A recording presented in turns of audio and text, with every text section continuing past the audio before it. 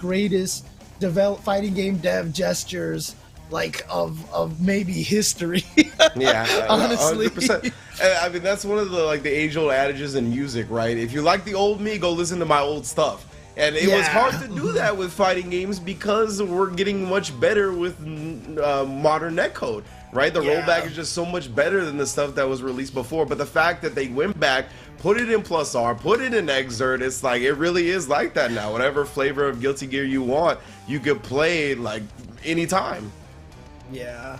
So, shout outs to, the NorCal scene, especially, Pat the Flip, he had been, Pat the Flip is so associated with when they announced the rollback for Exert, everyone had to go check to see if Pat the Flip was okay, I swore that when they announced it, I heard him yelling, and I'm in SoCal and he's in NorCal, but I swear off faintly in the distance, I heard Pat the Flip just going, yeah, legit, man. So definitely great stuff to everybody that's held down these games, right? And yeah, it's a beautiful story. We're seeing it time and time again right now of these communities that have been holding it down throughout the game, kind of waning out of the spotlight of like the main titles, right?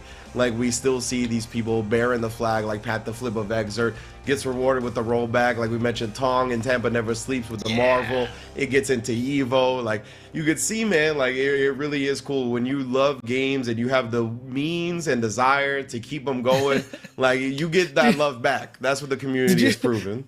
Did you see the Evo stream actually rated Tong after they finished, and he's like on stream crying? Yeah, the poor guy is just like torn up. He can barely speak. Like, why are you coming into my stream while I'm crying? I was like, oh, this is so wholesome, dude. Yeah, so it's definitely been dope to see. Just the love that gets input, we're seeing it get output. We're seeing the reception of it. It's dope. The reciprocation of it, I should say. Yeah. And of course, ApologyMan still rocking that Faust, and as you can already see in the chat, a lot of people. Again, same thing with the Jacko situation. You don't see Faust as much, so for sure, people love seeing the success that from Faust. And man, and then ApologyMan does that to you, where he teleports quick RC the command grabs, and you're like, why am I playing this game? Yeah, they took it away from Chip because they were like, this is too much for Chip. But then they're like, Faust, Faust can take it. He can have it. He can have it. Oh, God, there it is. The expression. Straight to the shins, bro. He doesn't wear socks. Like, he hikes up the pants again. That's straight skin he's getting hit with. Oh, God. And like I said, I know I make this joke every time, but it's the most painful super in fighting game history because we all know what that feels like. I haven't gotten an SPD from 3 Stories by Zangief, but I can relate to that. Exactly. We've all walked into the coffee table before, man. It is not fun. Stuff to get. ApologyMan looking really good here in game 1, though. Turn it around. Got the meaty, got the follow-up as well because of the mini Faust. He's got the meter to kill. I think he gets the wall spot. Kill? It does. Wow. Okay. Gets past the scaling over there, and ApologyMan taking game number 1. And again, just because we don't see a lot of Faust doesn't mean that Faust isn't strong. And in fact, is another one of those characters that has just gotten continually buffed as the game keeps going. So Faust is clearly a very, very dangerous character, but again, it's just one of those things that a lot of it is really only the loyalists who have been playing this whole entire time that are still rocking that Faust. Yeah, exactly, right? Like, you have to overcome some bad matchups, right? His matchup spread isn't the greatest, but when he can fight in the matchup, he's a problem, man, and he annoys a lot of characters that don't have easy answers to his neutral. Oh, amazing challenge right there from ApologyMan, though. Quick with the fingers. Oh, wow, and it's perfectly timed between the hits. Yeah, like I was worried that block stun was going to be too long, but I think that was just jump punch. So the hit block stun wasn't very long. So jump punch right into the command throw fast enough. Oh, the PRC is alley-oop into himself right there. Want to make sure he got it clean. Razzo going to burst out, trying to hold on to this first round. I love his spacing on the jump 2Ks. ApologyMan doing it at the ranges that, obviously are not going to be punishable. Oh my God, reached into his cavity right there. Oh. That's what it looked like, bro. Patrolling the ground, we're not gonna be okay. Finally get activated. Bomb as well, all kinds of explosions. Oh no, here more we go. mini Here we go. Nice Oh, jump tried to out go there. for the command throw, but was able to recover in time. The tap dust. Actually, was that tap or was that hold dust? Because he bounced hella high up. It looked like tap dust right into the RC, but it seemed like the risk gauge up there was pretty cranked because that was a good damage on the follow-up combo. I think if it would have been no risk gauge, that probably wouldn't have killed. Ooh, what a read on the overhead, but again, against Leo, you can only block so much, man. With a little back throw. Yeah, right. That's when you have the results of doing stuff like that. Where like, I'm just gonna press the back throw, bro. Mini fouls and all the goons. Oh, it doesn't matter. Doesn't matter what your name is. Oh man. Oh, another trumpet, and you just know ApologyMan is just screaming right now. Really? Bro, you won't get a trumpet again. Oh, nice Razzo. Moonwalking out of that throw attempt. I'm good, fam. Oh, ApologyMan wants this round. He wants this round, but the 6P from Razzo gonna connect before the bag head hits. So Razzo's basically making ApologyMan pay for that burst. Yeah, that was rare. I don't see ApologyMan kind of emo burst much nowadays, and that one was full. We're wearing black and we're going out to. I don't listen to emo music, to be honest. I can't think of a band. Evanescence. Oh yeah, there you go. Watching some Wednesday on stream, you know. Yeah. Oh God. Oh God, sit your ass down. I have never seen a funnier instant wall splat in my life. Like the pillar hit and Faust was just plant ass on the floor. Like, oh my God. Oh my God. But I mean, that's just a perfect indication right there of why that burst was so unfortunate in the previous round, because Beneath had nothing to save himself in round number 3. But yeah, dude, like just seeing the legs up like that, just all of a sudden pow, and there you go. Oh my God. Oh my God, bro. Full display. 1-1. Oh, the trumpet again. Beneath at this point in time is just like, come on, man. It's a new game, Beneath. You know, you're getting the trumpets out of the way early. It's pseudo RNG. Yeah, trumpet is definitely the one item that I know that the Faust players would just wish would go away forever at this point, because you know you're always throwing it forward. Even the Afro, which originally was bad, they found a good way to kind of buff it for Faust when he gets the Afro, but the trumpet is still such a problem. Yeah, the Afro buff for him to toss it off with the love bag, I think that's probably one of my favorite changes in the game, like top 3. It's one of my favorite changes of all time, to be honest. It's so genius. It's so genius. Very, very cool. Oh, right there, though. Razzo has really identified ApologyMan. Relying a lot on FD. You can still see it even in that subsequent block string. So dashed up through that last time, really taking into account the spacing of it. You see the punish after the instant block from Razzo on that 2D? Oh, so nice. Now ApologyMan. So many trumpets, bro. So many trumpets. I mean, we're gonna use those trumpets to play taps for ApologyMan here, because they are definitely not working out for him right now. He's just like, where is my Nage RNG, dude? Where is my meteors and after meteors after meteors? my man's is doing this one time at band camp right now. That's what's happening for ApologyMan. Like he just keeps talking about the trumpets. What's happening at the music? Please play something else. All right, let's see what ApologyMan here gets from the item toss. Oh, too far away for the flash kick right there, and Razzo now spending a burst very, very early. Right back at you, right? ApologyMan sees Razzo's burst off the table. Really, both players trying to fight for the momentum of this starting round. Back dashes into the banana. He's trying to reflect that fireball, but he just keeps missing the timing. But gets a. Was that a golf club swing that time? Wait, did I see that right? Yeah. Oh, okay. Oh man. And then got the follow up afterwards. Oh, you're scared of the hammer? Hits him with the command grab, and yeah, ApologyMan breaks the wall, but couldn't quite get a super to do it. Yeah, so BRC in. ApologyMan doesn't spend his for BRC, instead just runs back, but look at this, just getting locked down. Leo time, it's Leo time. Mash the super, you're trying to mash the super, but they keep crossing you up. ApologyMan, he can't get the super out. Man. That was like Man. Razzo did cross up and then got like a hit, stopped the hit and did a back throw and then did a cross up again. Like they were not gonna let ApologyMan use that 100-meter. Right. That was ridiculous. I mean, he could, even with 50-meter, he could have tried at least the PRC tech or something, you know, the super PRC tech, but he just wasn't going to let him do anything.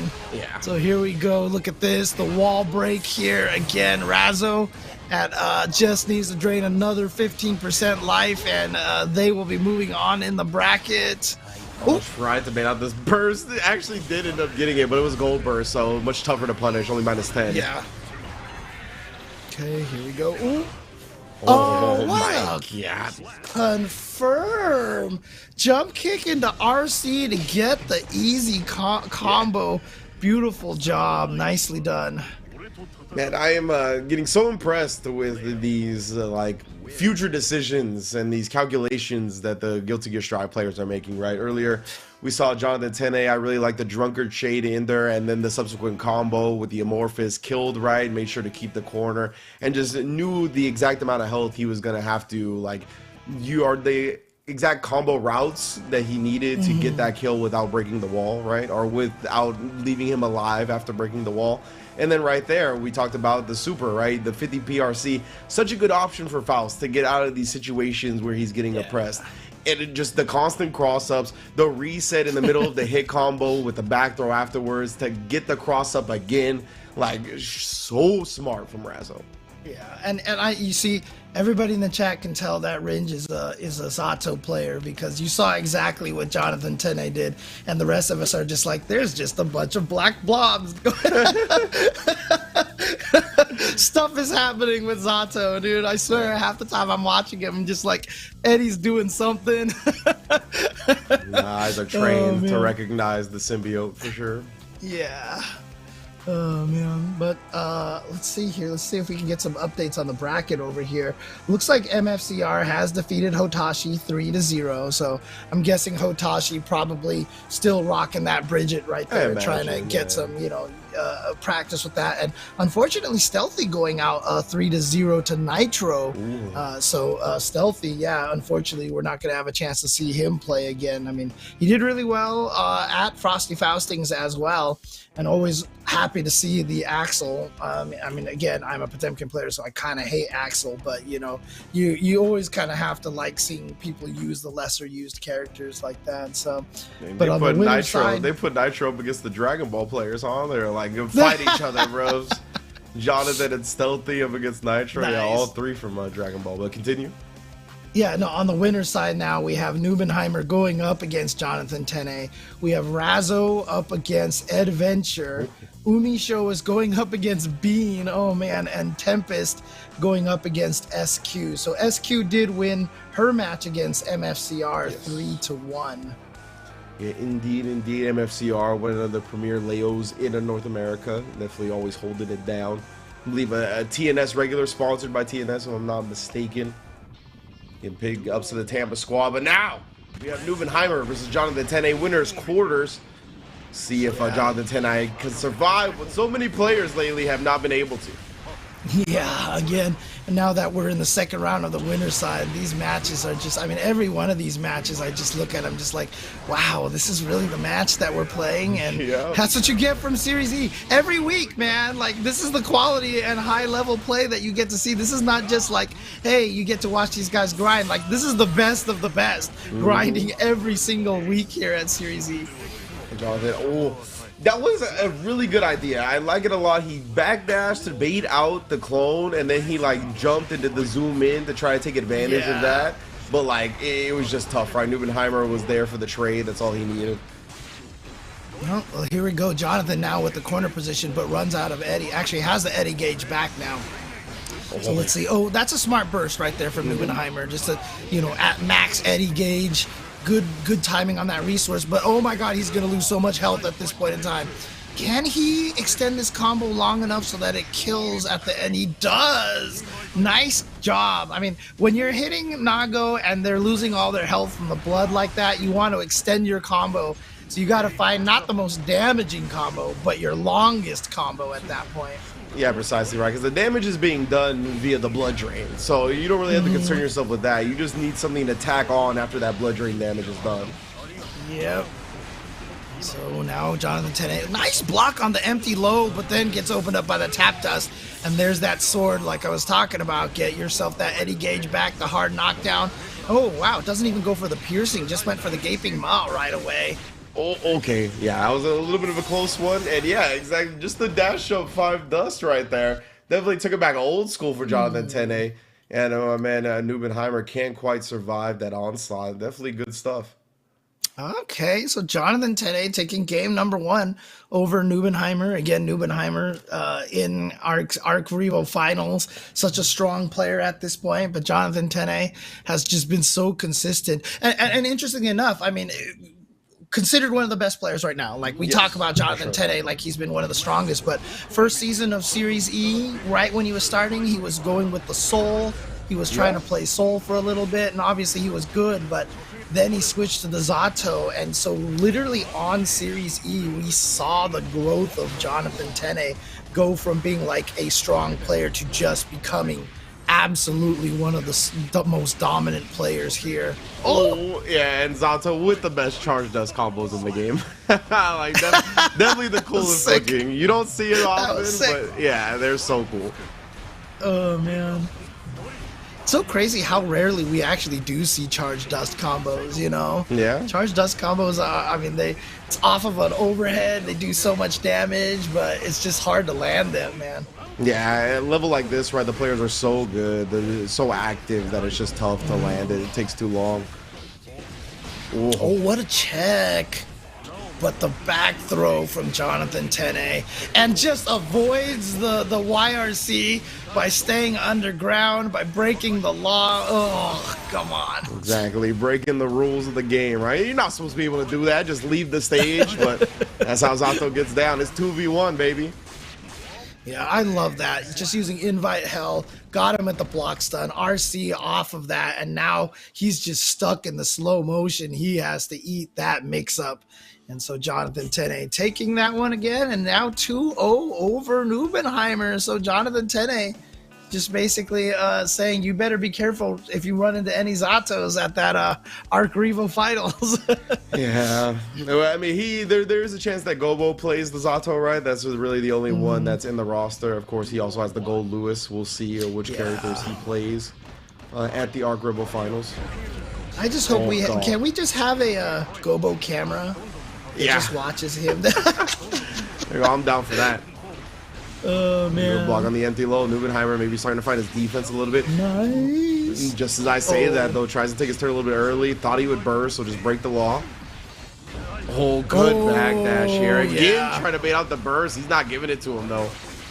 Yeah, Neubenheimer has this good read right now. He's like, you know what, I'm going to get away with a bunch of these combos by not doing anything, but nice to avoid it. Dude, Jonathan Tene is just throwing Neubenheimer like a ragdoll. That was so dirty. Was that a fuzzy? I believe so. Off of that? Because he did the tap dust. He stood up, then he RC'd it, jumped dust, and I think that might have hit Neubenheimer trying to crouch. Oh, boy. You know what? I think that mix-up was so crazy. The game doesn't even know how to handle the situation right now. So you were back into it, though.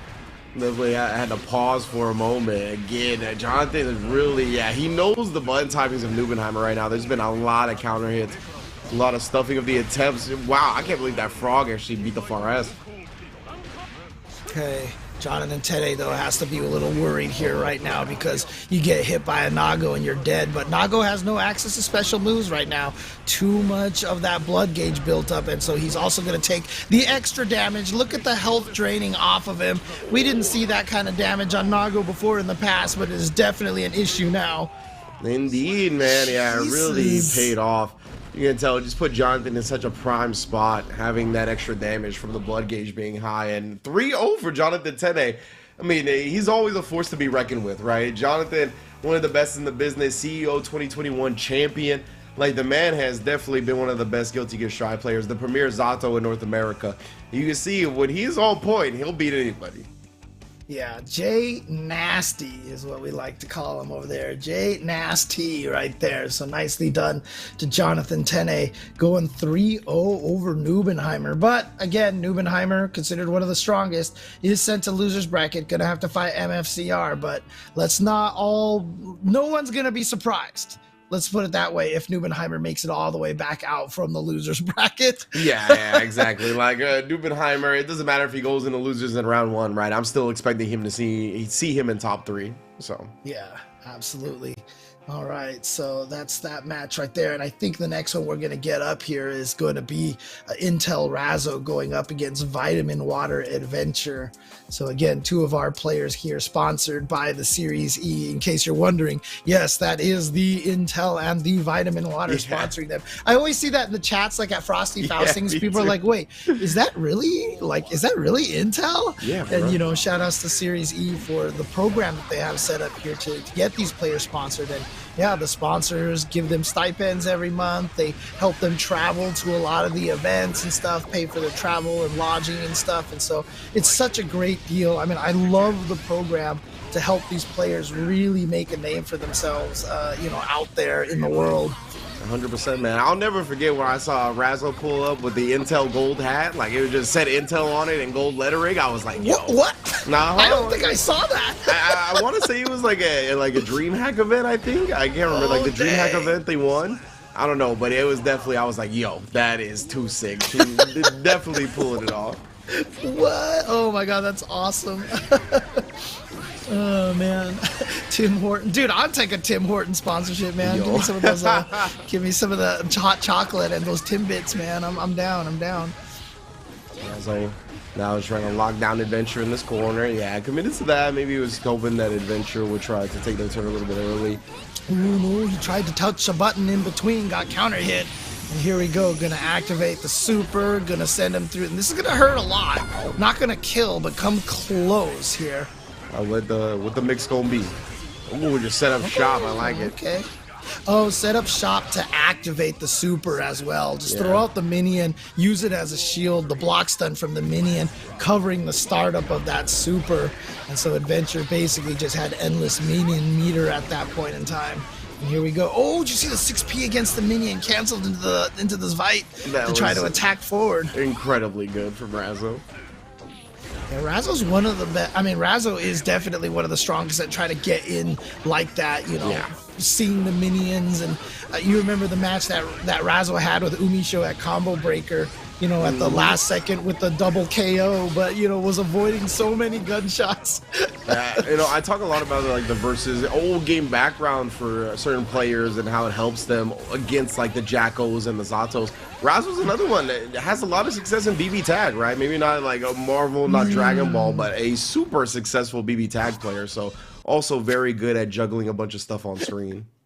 BB Tag I always call that the game that when it got rollback netcode, then everyone learned that no, the netcode, you're still not blocking everything. Yeah, the netcode was not going to save you, bro. It doesn't matter what. It could have combined like Skullgirls and Strive and Killer Instinct to give you Optimus Prime rollback netcode. It doesn't matter. Like, you were still getting mixed in that game and you still have to guess. Did you just say Optimus Prime netcode here? I've got the Optimus Prime right over here. So, there we go.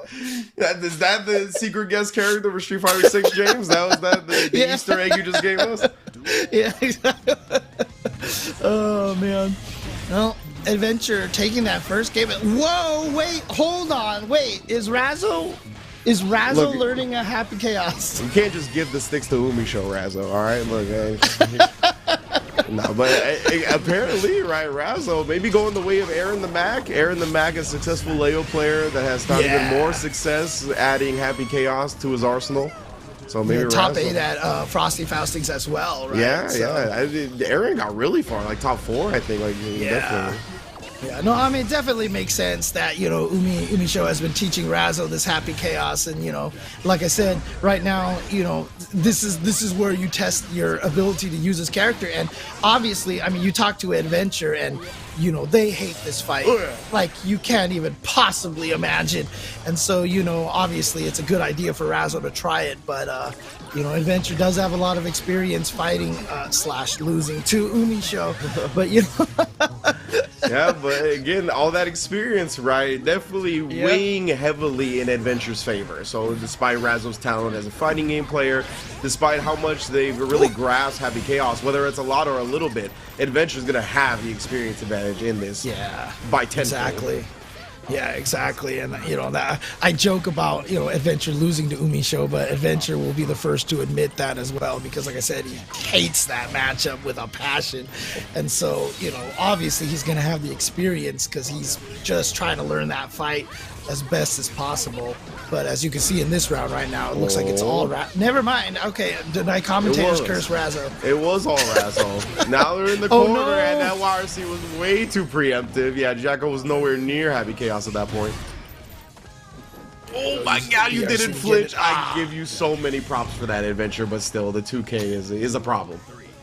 Yeah, and that's the other scary thing about Happy Chaos too, is just that, this character's got guns and everything, but all of the normal moves that aren't bullets still reach really dang far. Yeah, bro. He's got good range on his normals, man. Really good, for sure. Like, has a great jump normals, grounded normals, just a lot of options.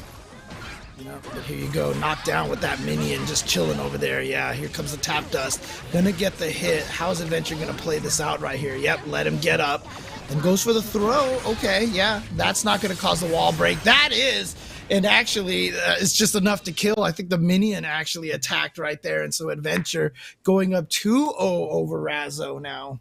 So you see Adventure weathering the storm of that second round, right? Like, he knows how the matchup goes. It's like sometimes you're gonna get it hit wrong, and it's just gonna go all downhill. That's how Strive be. So he didn't really let that get to him. Just bounced back in the subsequent round, and Razzo is sticking to the Happy Chaos for this final attempt at a comeback. Yeah, and I am going to say this, Premier Zoners always have long-range normals. That's just a staple of theirs. The problem with it is, honestly, is that Happy Chaos is also just ridiculous at Rushdown as well. Happy Chaos is barely a zoner at this point. Happy Chaos falls under that umbrella of Street Fighter V Dawson, because that character ain't no zoner, man, let me tell you. Yeah, definitely you could see the parallels between the characters and when you figure their archetype is supposed to be and what it actually has turned into. Yeah. Oh man, here we go into the corner here, and like I said, the rush down, but nice defense from Adventure. Incredible. Obviously, Razzo doesn't quite have that offensive flow that Umi Show has just yet. Oh, the bullets. There was no bullets available. I didn't see. Okay, the clip was empty, and again, that's kind of the experience we talked about, right? Like, in the heat of the moment, you could be doing everything clean in training mode, always keeping an eye on your resources and whatnot, but it's hard when you're facing somebody this good and you're still this new to the character. Yeah, absolutely. But, obviously a good choice for Razzo to learn here, because, Arxis is obviously like, no, we're not nerfing this character. So, you will fight this version of him and you will like it. Look, if they're like main bad guys and they have guns, they're going to be super good, okay? That's what Arxis is saying here. We've seen too much of that Elfelt and Happy Chaos, back-to-back games. We're just like, no, this game's supposed to be about swords and stuff, not guns. It's funny too, because again, like both games too, Japan didn't really rate the character as highly as North America. Both Elfelt and Happy Chaos. But I mean, even Japan rates Happy Chaos super high right now, right? I mean, do they? Or do they? I'm not sure, actually. Okay. I remember players wanting to send Happy Chaoses over to Japan when I saw some type of tier list. They may have changed since then, for all I know. But yeah, definitely. If you haven't gotten hip yet, Razzo, of course, UMISHO, Dendi, a lot of these players will get you hip real quick. I mean, CV Cloud actually says Japan does not think highly of Happy Chaos. It's so interesting. Wow. Yeah, so it's interesting Okay. both times. And it was like Elfeld was like that too, and like Lost Soul came in getting third. You know, Hotashi did his damage.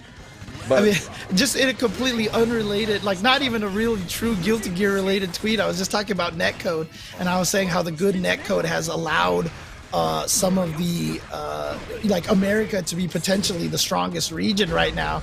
Yeah. And Giuna called me out. He was like, "What?" So I'm really excited, honestly, for Arc Revo Finals, because we really, honestly, have not had a true East versus West tournament, because UMISHO winning EVO, there was not a lot of Japanese players that made it out to EVO. Yes, for sure. You know, so honestly, me saying that, I mean, that's why I said potentially. I'm not going to be like, oh, we're clearly the strongest here, but you know, we're definitely very, very solid over here. But I cannot wait to see this true, you know, mix. And yeah, I mean, if I get proven wrong, that's awesome. That's all just part of the narrative, man. yeah, it's definitely a point I want to address more after this match, because I think there's a lot to unpack with that. But Adventure did switch to the Anji, right? So I like this. Trying to get a single game with Anji is a really good idea. Like, he's a very good robbery character, especially because players don't play against him that often, has big damage.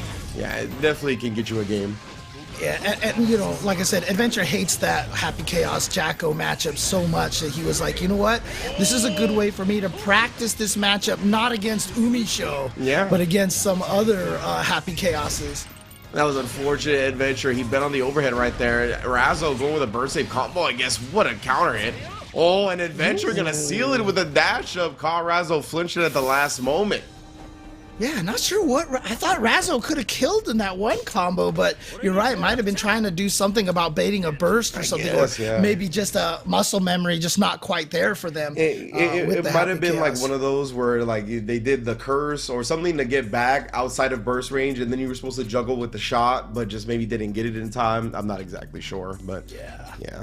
Adventure though, closing it out. I like the switch, as you mentioned. Doesn't prefer playing that Jacko Happy Chaos matchup, so brought out the RNG. Super solid pick to get that one game. And just in general, like, you could go through, you could spin through stuff with the RNG up against the Happy Chaos. I could see why you would go with the character in the matchup. I mean, so, you know, Win Sage in the chat saying Jacko is one of the worst matchups into Happy Chaos. I think all the Zato players out there are probably like that. That's like just revenge for Exerd. It's justice for Exerd, right? I mean, the Zato players are like, oh, you're just gonna put the shield over you where you're projectile invincible and Eddie is a projectile? Yeah. Oh, like, God, you know? Yeah, the Jacko Exerd matchup, definitely not fun at all. Oh man, but yeah, oh man. Okay, well, we'll talk about it next time we come around. Okay. But right now, I want to throw it to my man in the studio, Yeso. Update us, fam. Hold that thought, gents. I know, Ringe, you were cooking. You had something good there, so hold that. Definitely, they're going to have some good things to say as we get ready for the matches to continue. Halfway now through winners round 2, winners quarterfinals. Of course, wrapping things up in that first round gave us some interesting results. We shook things up a little bit. Didn't get the straight, 3-0s the rest of the time, right? Of course, SQ taking care of business up against MFCR. That's a 3-1 win there. So SQ staying alive, looking for that repeat. We'll have a tough test coming up, so we'll keep an eye on that. We'll talk about that in a moment. But looking at the rest of the sets, we saw Jonathan Tene up against Nitro. Very tight set there. They go a full 5 games, but Jonathan coming out on top in that one, and of course keeping the momentum rolling there. And then Razzo up against ApologyMan, and Razzo doing business. Love getting to see the Faust Super. Always a fun one when we get to see that here on Series E. Unfortunately, not enough for ApologyMan to get through winners round 1 there, and Razzo moves on. And so that set us up. That gave us the full slate there for winners round 2. We had Neubenheimer up against Jonathan Tene, and of course we know how that went. Jonathan with a really strong set there up against Neubenheimer, getting the sweep, and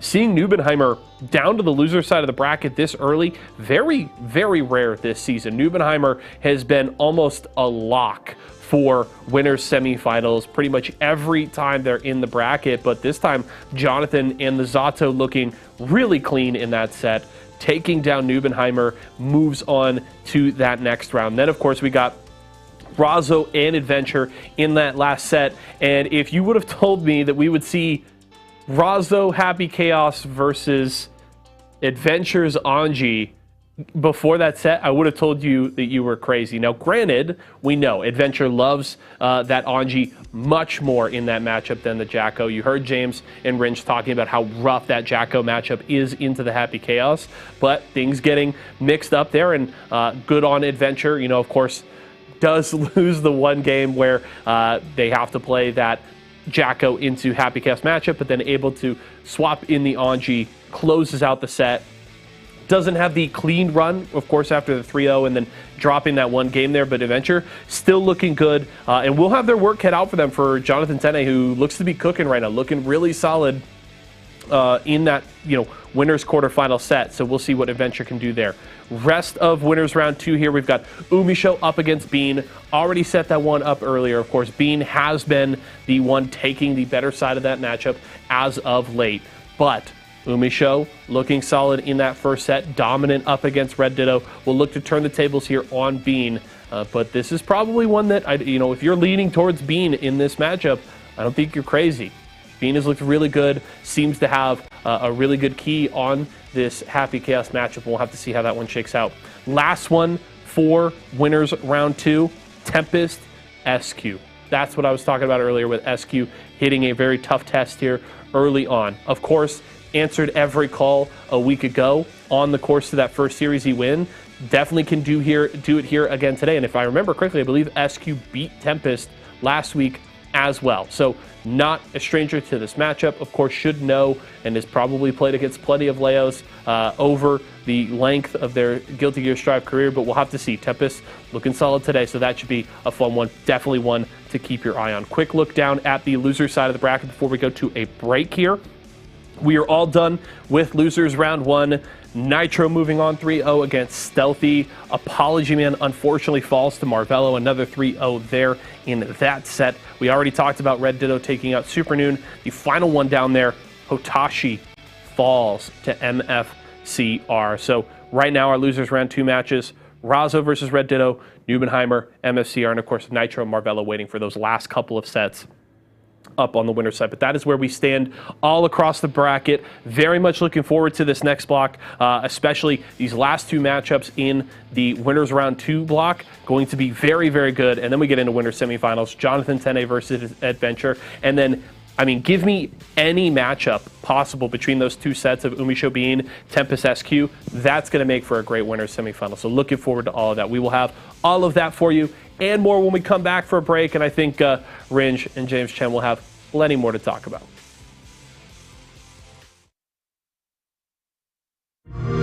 For over a decade, players have created a thriving culture of competition and creativity around our games. From clutch plays with friends, to unforgettable moments in esports, to amazing creations that have blown our minds, our community has continually taken Riot Games to new heights.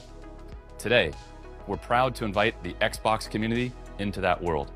We're bringing our biggest PC and mobile games to Game Pass. Subscribers will unlock every champion on League and Wild Rift, all Valorant agents, select cards in Legends of Runeterra, and little legends in Teamfight Tactics. And that's just the start. Thank you for coming on this journey with us, and welcome to Riot Games.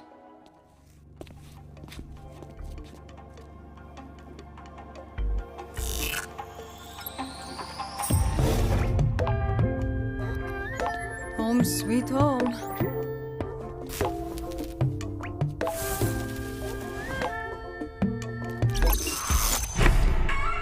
KDA, should we show them how we do it every day?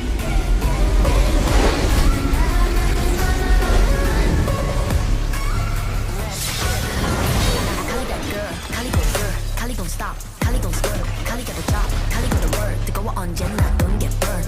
넘쳐 흘러물 than a buffet, 죽여주잖아 like a buffet. 누가 감히 on my hotbed, 그 문 열지 마, that's a rock day. 당겨봐 on your mark cause I'm greater than 필요 없는 시험들 다 오네 But all of my numbers are talking back 부르마 뭐 message monopoly 눈종이 돌리나 물건이 필요 없대 너네들이 만든 맘일 거 get it 더 미션 눈을 못대 못해 그래 너도 get it cause I got it different All I'll ever know is life upon the throne 시작하면 끝을 보는 거야 You want more No I got it so deep down You look like you could use some more No I got it now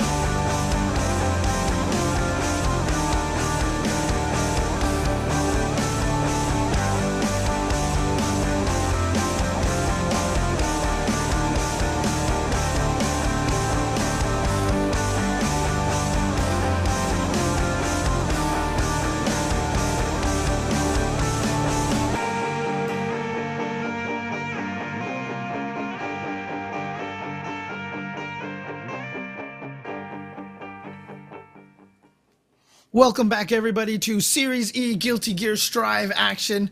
We are having another barn burner of a week over here with some of the best players from around the country, from around the continent, I should say.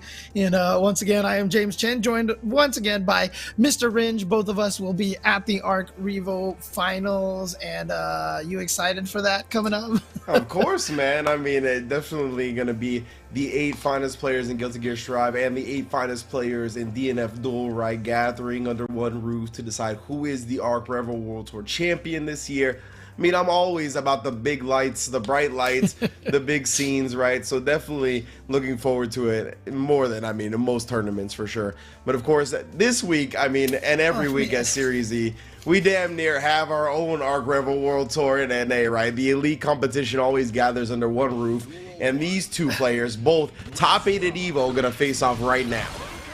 I mean, if UMISHO wins this match and Tempest wins their match versus SQ, during the break, we were just noticing the brackets from Arc Revo, and UMISHO and Tempest have to fight each other first round. And look what UMISHO is bringing to the table for the chip as well. Wait, you're dead. You're dead, bro. And still our seed anyway, just for good measures. The Battle Orca hitting the clone, that you're done. You're both getting taking extra damage. Yeah, and obviously, as we mentioned, UMISHO is such a strong player overall. They can clearly do well regardless of the character pick that they go with. But, I mean, I think learning Mei is actually a really, really good idea because, I mean, obviously, players like Slash obviously are really, really strong. So you try to learn how to fight that character as well. But unfortunately, Slash won't be at the Arc Revo Finals.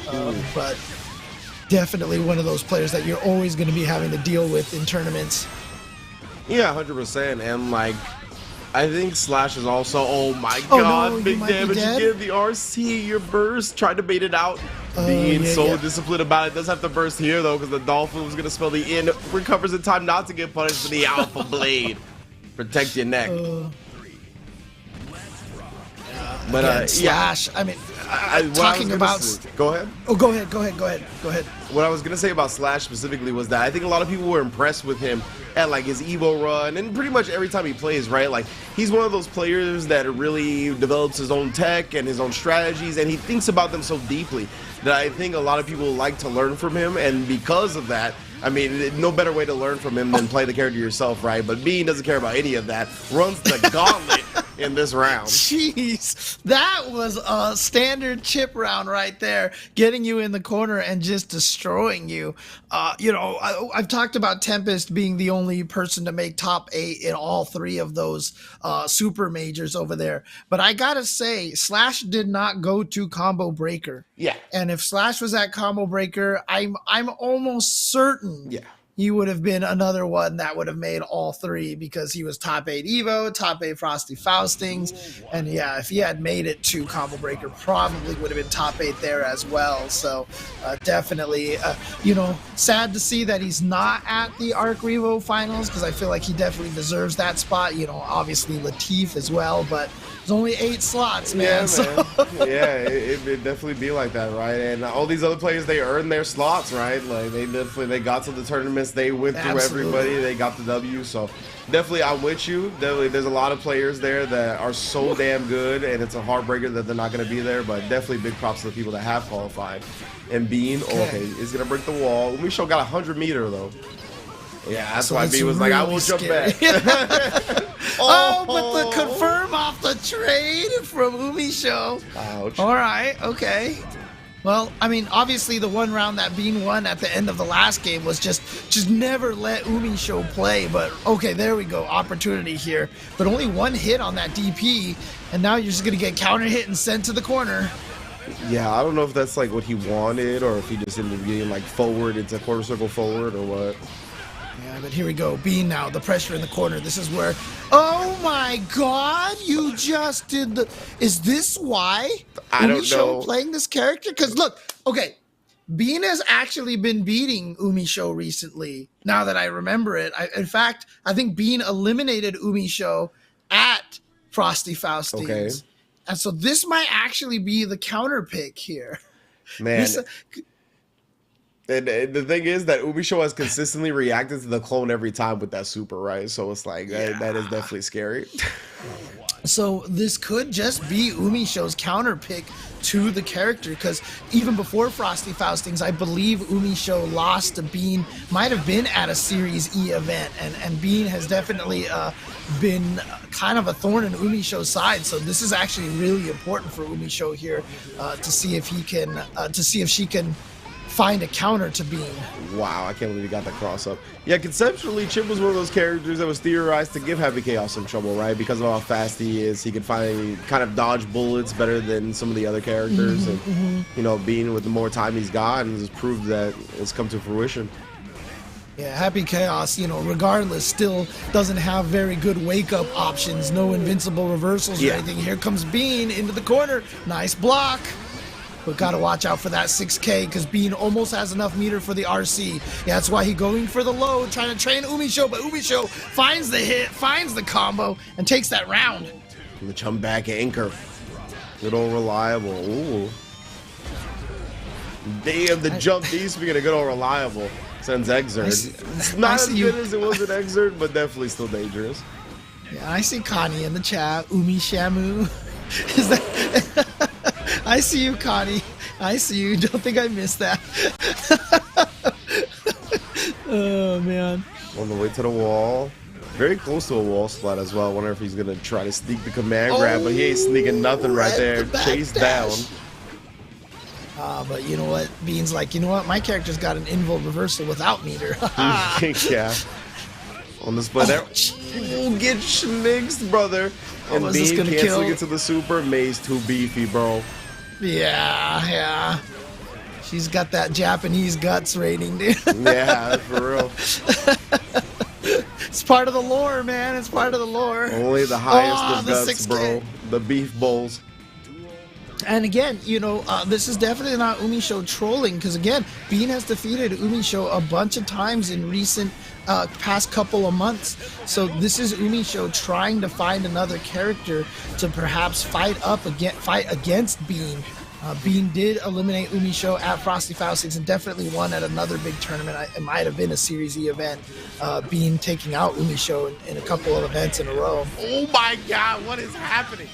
Bean is like, these normals are just barely hitting. The jump D, the 6P, this is wild stuff. Like, that jump D was crazy. I have not seen that button look that good since Bears and Exert, straight up. Like, oh, man. Straight up. Oh, man. Jump D. I mean, the best thing about that button, you get that counter hit, and then you've just got combos for days. Yeah. Nope. UMISHO is sticking with the May.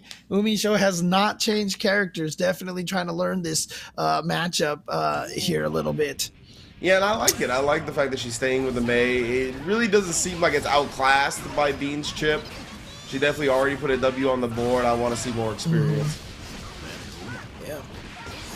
And here we go. Pressure in the corner. It is on set point, though. 2-1, if I'm not mistaken. Yeah, and honestly, I mean, what a DP. Gosh, Bean just not scared of these Totsukekis at all. Here we go, UMISHO, though. I mean, this is one thing. You know, May is one of these characters that can dish out the damage. I mean, she can definitely kill Chip in one combo. Yeah, and UMISHO, she had been eating a lot of those wake-up DPs, right? So finally finds the throw on that one to kill him off in that round. Very well done. Jump D again, bro. There's that jump D. I didn't know it was like a button that was specifically good in this matchup. I haven't seen Bean use it like this before. Right, yeah. He's usually just kind of running from the ground, but to fight May, it seems like he's going with the jump D a lot more because she's going to the air a lot more. For sure. He's going to get the wall break as well. That's positive bonus on the chip. I mean, UMISHO's got reversal to thread with, but still is a tough spot to be in. Oh my gosh. Did he get the second splash hit? Didn't hit. Oh, I don't know if I've ever seen that happen before. I didn't know that was a thing. Oh, that is unfortunate for UMISHO, and now Bean is at match point. The nimble ninja body of Chip is somehow. Oh no, the nimble ninja body is gonna explode now. Oh no, UMISHO. Slight inexperience on the character. You can see coming back to bite her there. Yep.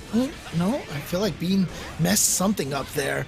Didn't quite get the combo that he wanted because really couldn't get anything going afterwards. And the side switch, but yeah, there you go. A little bit of that inexperience right there. Didn't get the right combo. Bean didn't even have the burst to bait out. Oh, Bean, he gets the bonsai overhead. Oh, good burst. Umi Show, she's so close to forcing a game 5, and Will with the anchor trade, baby. Good old reliable. As I've always said, Mei is such a strong anchor character, and it's not even a team game, dude. You know? You know, that's why she has the guts. You think she'd be able to wield an anchor as a weapon if she didn't have the high guts, bro? She's strong. That's all I know. Oh yeah, it's like is that Japanese lore, right? I mean, Yeah. like Nago has the guts as well, Anji. right? Anji has the Yeah. guts. I think it's just part of the thing. All the Japanese characters have to have ridiculous guts in this game. I think that's just you know, the lore, respecting the lore. I like Bean. I believe he caused Umi Show to air block right there. I love doing command throw after making them air block slightly off the ground. Really take advantage of that extended block stun. PRC into the 6P to be able to get the anti-air trade, but that's good for Bean because he still gets the corner, the frame trap on the Rekka timing. And here we go, the 6K, the classic from Bean forces the burst out of Umi Show. Yeah, oh my, the jump D, bro. It's like hitting these weird like dolphins that are supposed to be passing by him already. Wild. Oh, dang. I actually thought that dolphin was going to miss over there. Look at this, just going Totsugeki happy here. Oh, with the 5H counter hit, he was about to explode. Yeah, but you could definitely see, you know, even in that counter hit situation, Umi Show with a combo drop over there.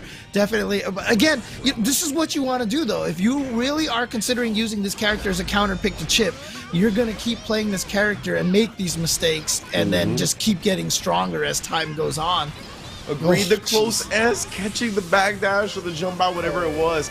Caught him airborne. He's going to pay huge. Oh, man. Why does that whale do so much damage? Why does the dolphin, the orca, do so much damage? Oh, God. Just woke up and pressed, was it 5P into the 6H? Oh, man. Okay. Final game, final round. And a great start for Umi Show. So it looks like, oh, my God. You are taking so much damage. Not enough meter for the super right there. But look at this. No health left. Oh, yeah. Now Bean, he can't even be confident on offense, right? Because one super is going to kill him off. So he has to be careful. Goes with the bonsai anyway, trying to keep the pressure tight here. Oh, the Rekka low does give him that option, right? It looked like Umi Show was trying to do something, and the orca was coming, especially with the 100% tension to make it safe. So Umi Show does find the hit with the comeback on the Mei, 3-2. Oh my goodness. I mean, it just seems like, yeah, I mean, if you're going to pick a character that has a wake-up super that can hit chip, you might as well, that has invul, you might as well pick Mei, because that thing just hurts so much. I don't know why, it seems like that super does like the most damage, but it just does so much damage. And so there you go, Umi Show finding a counter maybe to chip, perhaps. And you know, I never really thought about it until I thought I saw this matchup. I haven't seen this matchup in quite some time, and because like of the deliberate choice that we think it is to counter pick the chip. But that super going up, I mean, that's really good against chip too, right? Like the alpha blades and all those angles that Chip likes to be at. Like not all of the supers in the game are going to be able to clip him from there. So Whale, the Orca as a wake up option, super smart. Yeah, and even Marvello coming into the chat saying that this matchup sucks. So there you go. So it might just be a very knowing pick right there from Umi Show. And yeah, you can see the inexperience on Umi Show's side. She was dropping a lot of combos, didn't have the muscle memory for a lot of things, still was able to take it. So might just be an indication of how frustrating that match can be with how much damage Chip ends up taking. I can see the 5H being really annoying for Chips to deal with too, like just like the 5H spam and neutral. Like if you just press a button into that, you're gonna explode. So definitely can see it. But we've moved on to Tempest and SQ now to the winners quarters match, of course. Leo and Ram Lethal, definitely a match we've seen a time or two. Yeah, and in this situation here, like I said, if Tempest wins this, Tempest is going to go up against UMISHO, and that's going to be a preview of the first round of Arc Rivos. I mean, crazy, I'm man. sad that they have to fight each other right away, because clearly those two have fought each other many, many times, and it's a country kill, but that's just how the bracket fell. Unfortunately, it do be like that, right? There was 3 Americans, 3 Japanese, and then 2 players from like EMEA. And when that happens, like it's likely that one country is gonna get dealt a team kill in the first round. So unfortunately, it was us this time, but it'd be like that. How much you want to bet if Tempest and UMISHO go up against each other, we're gonna see like a May versus like they're just gonna play whatever right now. The May Save mirror, it. bro. Yeah, save it for nationals or something, Oh, man. Now Tempest does have to get past SQ first, and SQ coming off of winning last week in Series E, so she's got a lot of momentum on her side. Of course, Tempest 100% tension. You got to be careful about how you approach this. Trying to find the sweeps. Actually does cut off the fireball. Huge counter hit right there. Going to cash out for the win. Doing that against 100 tension Leo and Tempest on the helm, that's huge dub. So tying it up here 1-1, and so SQ says, hey, let's not talk about this UMISHO Tempest matchup yet. Tempest still got to make it through me, and you can see SQ right now doing a great job, but drop that combo a little bit at the end over there, allowing Tempest a chance to get out. Yeah, it looked like she was expecting the explosion to connect, but just too far away from the wall, so Tempest took advantage of the scramble. The burst is that's good. Gonna burst at the burst is going to get through there. Nicely done.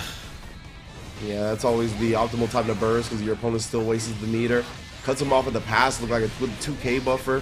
Oh god, the explosions, we're scrambling. Yeah, again, Tempest with those just running whiff punishes that we saw so much from Tempest earlier in the tournament. Oh, and again, Tempest takes you out of the corner. That just means you are in the lines that mid-screen instead of cornered in cage.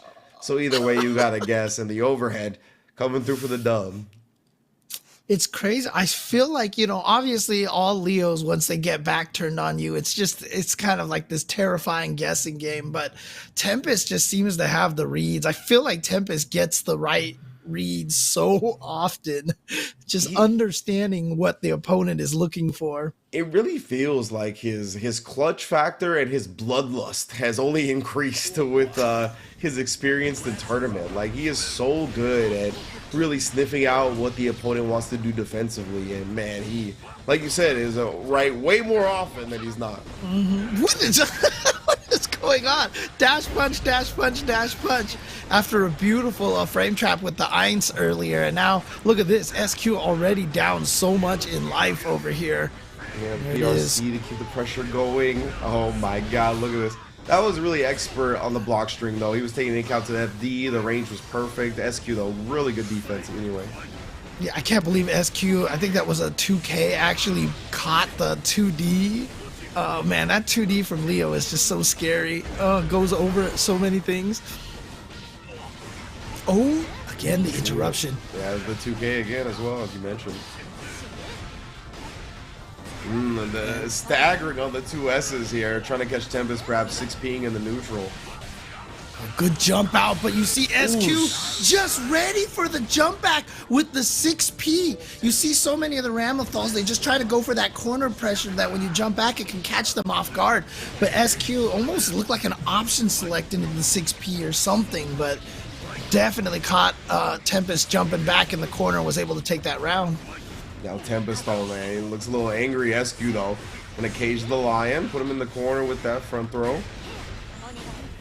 Again, keeping the distance right here. Doesn't really want to play in that flash kick range now because it was saved. Tries to get into there. Tempest, oh my goodness, tried the Berserker Slash. SQ, though, was ready for that. Both players extremely ready for each other's offense.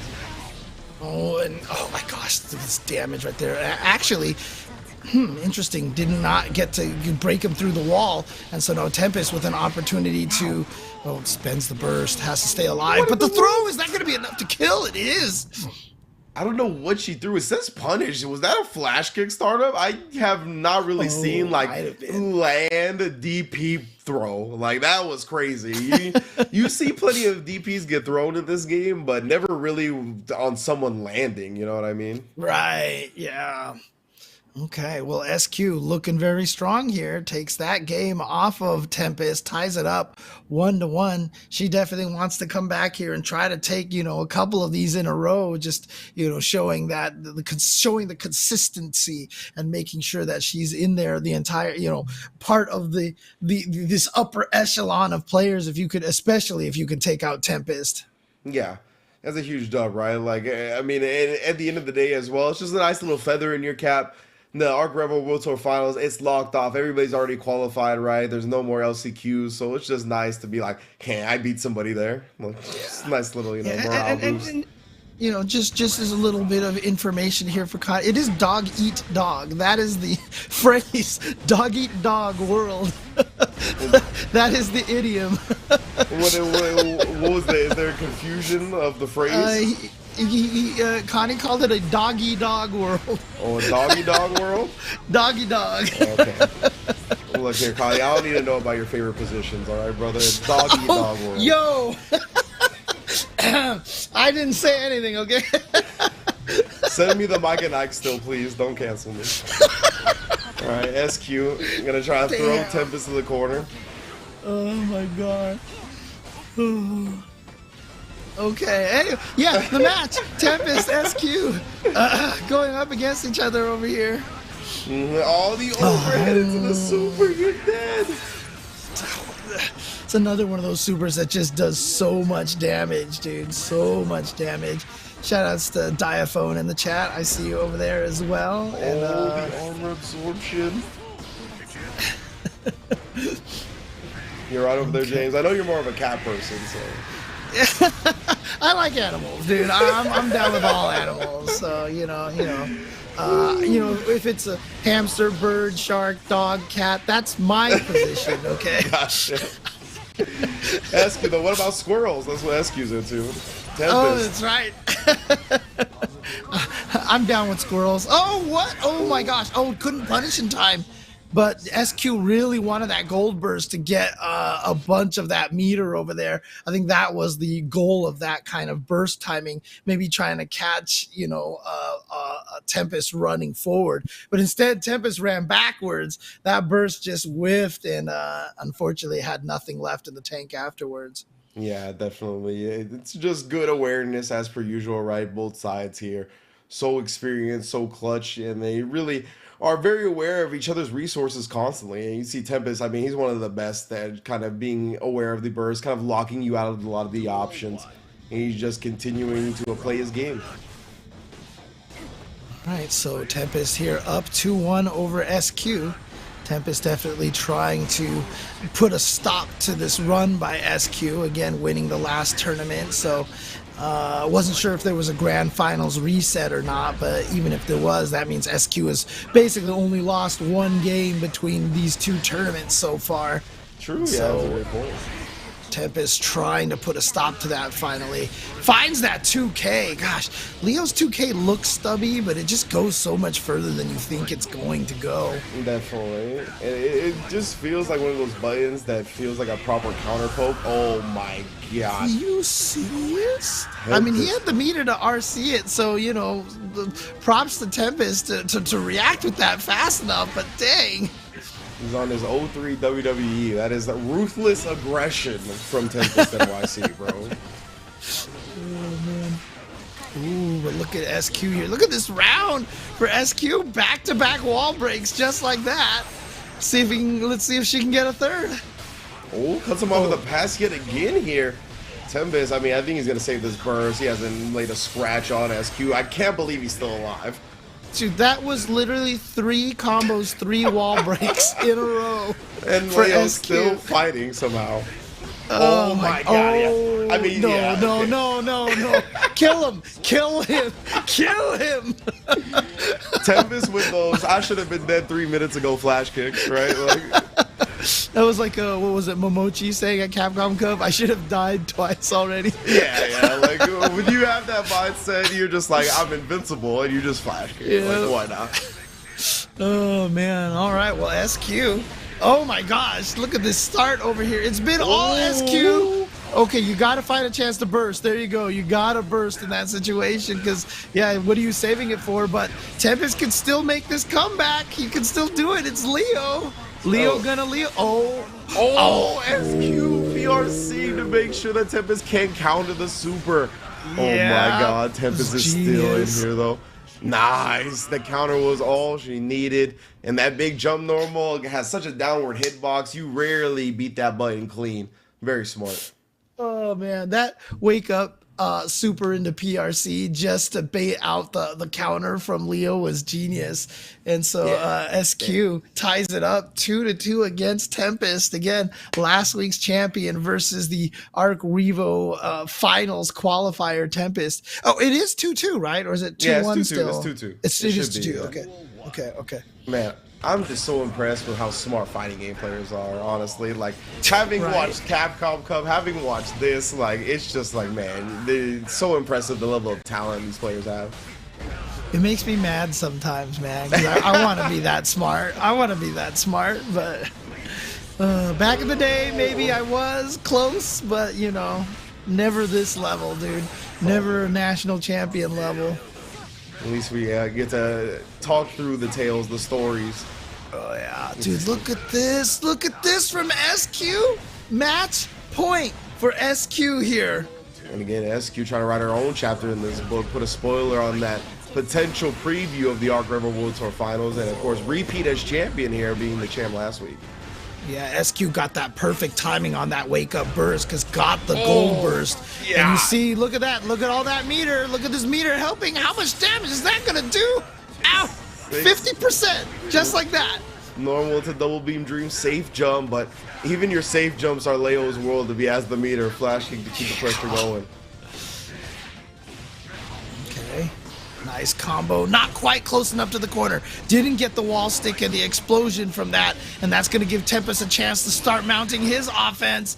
He's... Oh, side switch. Yep. Here he goes. It's going to be enough to kill. It is. And we are going to final game, final round. Let's go. I feel like Tempest has really been favoring the Berserker / crossover in the corner. It's been working out for him. I thought he was going to try it before Ram got her swords back, but he still did it regardless, even afterwards. Yeah, it's really a final round at SQ though. Not gonna let him play these jump mind games like the jump D, the double jump, stuff like that. Yeah, right now SQ doing a great job holding the corner position. Also being wary of that flashing. Nice throw. No free escapes with this Vipe, but then the back throw on wake up from Tempest. Oh no. Indeed, flash kick, but that's just not RC to keep the pressure going. Does catch the low, but SQ knew that he was too far to actually combo with anything real. Just holds up and switches sides. So smart. Oh boy, here we go. SQ doesn't have the meter, but Tempest does not choose the BRC. Finally uses it for the PRC, but thanks to the meter bonus, SQ has the meter for that. What? You sick son of a... Okay, YRC staying alive for now. 2D whiffing the flash kick. I'll never not feel bad about that. Oh, 2D counter hit this time though. No whiffing here into another counter hit. SQ not gonna burst just yet. He goes into super real quick, staying just barely alive. Oh my goodness. Not gonna kill just yet. There's the burst, no punish. But the Svite finds the mark, and Tempest with the comeback and just clutches it out and gets, oh my god. We highlighted it right before that last round, right? The Berserker / into the corner has got him so many hits. He went back for it one more time to end the set. Incredible 3-2 set, honestly. Both players fighting their hearts out right there. But Tempest, I don't know what it is, man. The clutch factor has just continued to grow and grow as he's played Guilty Gear Strive. So he looks more comfortable in these high pressure situations than damn near anybody I see. Well, very, very dangerous competitor. It's crazy because a lot of times the clutch factor really just comes from the fact that you just know you can do it, right? Yeah. You know, you've done it so much. The more you win these clutch matches, it's where the Justin Wong, the Wong factor comes from, right? It's just you get this situation where you've done it so many times. You're like, you know what? I can just do it again. What? I've gotten tons of perfects. Time for me to just win my match, you know? And that lack of panic is just makes you make those right decisions. And And, you know, and honestly, SQ threw the Zvite last time when he tried to get out of the corner, but just not into the corner is the part that's confusing SQ. So, man, oh man, Tempest. Bro. Very, very impressive, dude. Like, again, you talked about it, the only player to make all top 8s at the super majors. Just, you could tell that the consistency and just, as you mentioned, getting those dubs and those huge moments have really taken him to another level. Oh, it's Jonathan Tene starting with a 6P just to catch Adventure out of the air. And again, we saw this match earlier with different players. I think it was Jonathan versus Nitro, right? Yeah, we saw that with Jonathan versus Nitro. And Nitro came very close. It was a 3-2 match. So let's see if Adventure can do a little bit better with being a longer Jacko player. But Jonathan Tene's like, look, I fought one of you already. I don't want... yeah, for sure. It's some interesting dynamics in this matchup because, as you mentioned, right, Adventure considered a bit better on the Jacko, has definitely been playing her longer. But then we talked about how Nitro's mind, when it comes to fighting games, is a little bit more accustomed to fighting Zato. But obviously, Adventure could have plenty of experience against Zato specifically, right? I'm not so sure about that factor. Just interested to see how it plays out. Yeah, for sure. But Jonathan looking really strong, although here we go. I mentioned last time, it's really just about which of these characters can get the corner pressure started, because both of the characters, the one that they have in common is that both of them are just really bad on defense, like outside of a wake-up super. Like, they can't really break out of anything. And so, yeah, whoever gets the momentum, whoever gets the corner pressure for... Wow! Jacko's still alive, okay? I know, I can't believe it. On a magic pixel here. Adventure has his burst as well. You gotta imagine he wants some type of gold burst. Wow, the attack did so much damage on Zato. There was, yeah, the gold burst right there. But then having the piercing, so many active frames on that to catch the landing of the gold burst. And so Jonathan Tene, game number 1. Yeah, and the thing about that gold burst, right, is a -10 on block.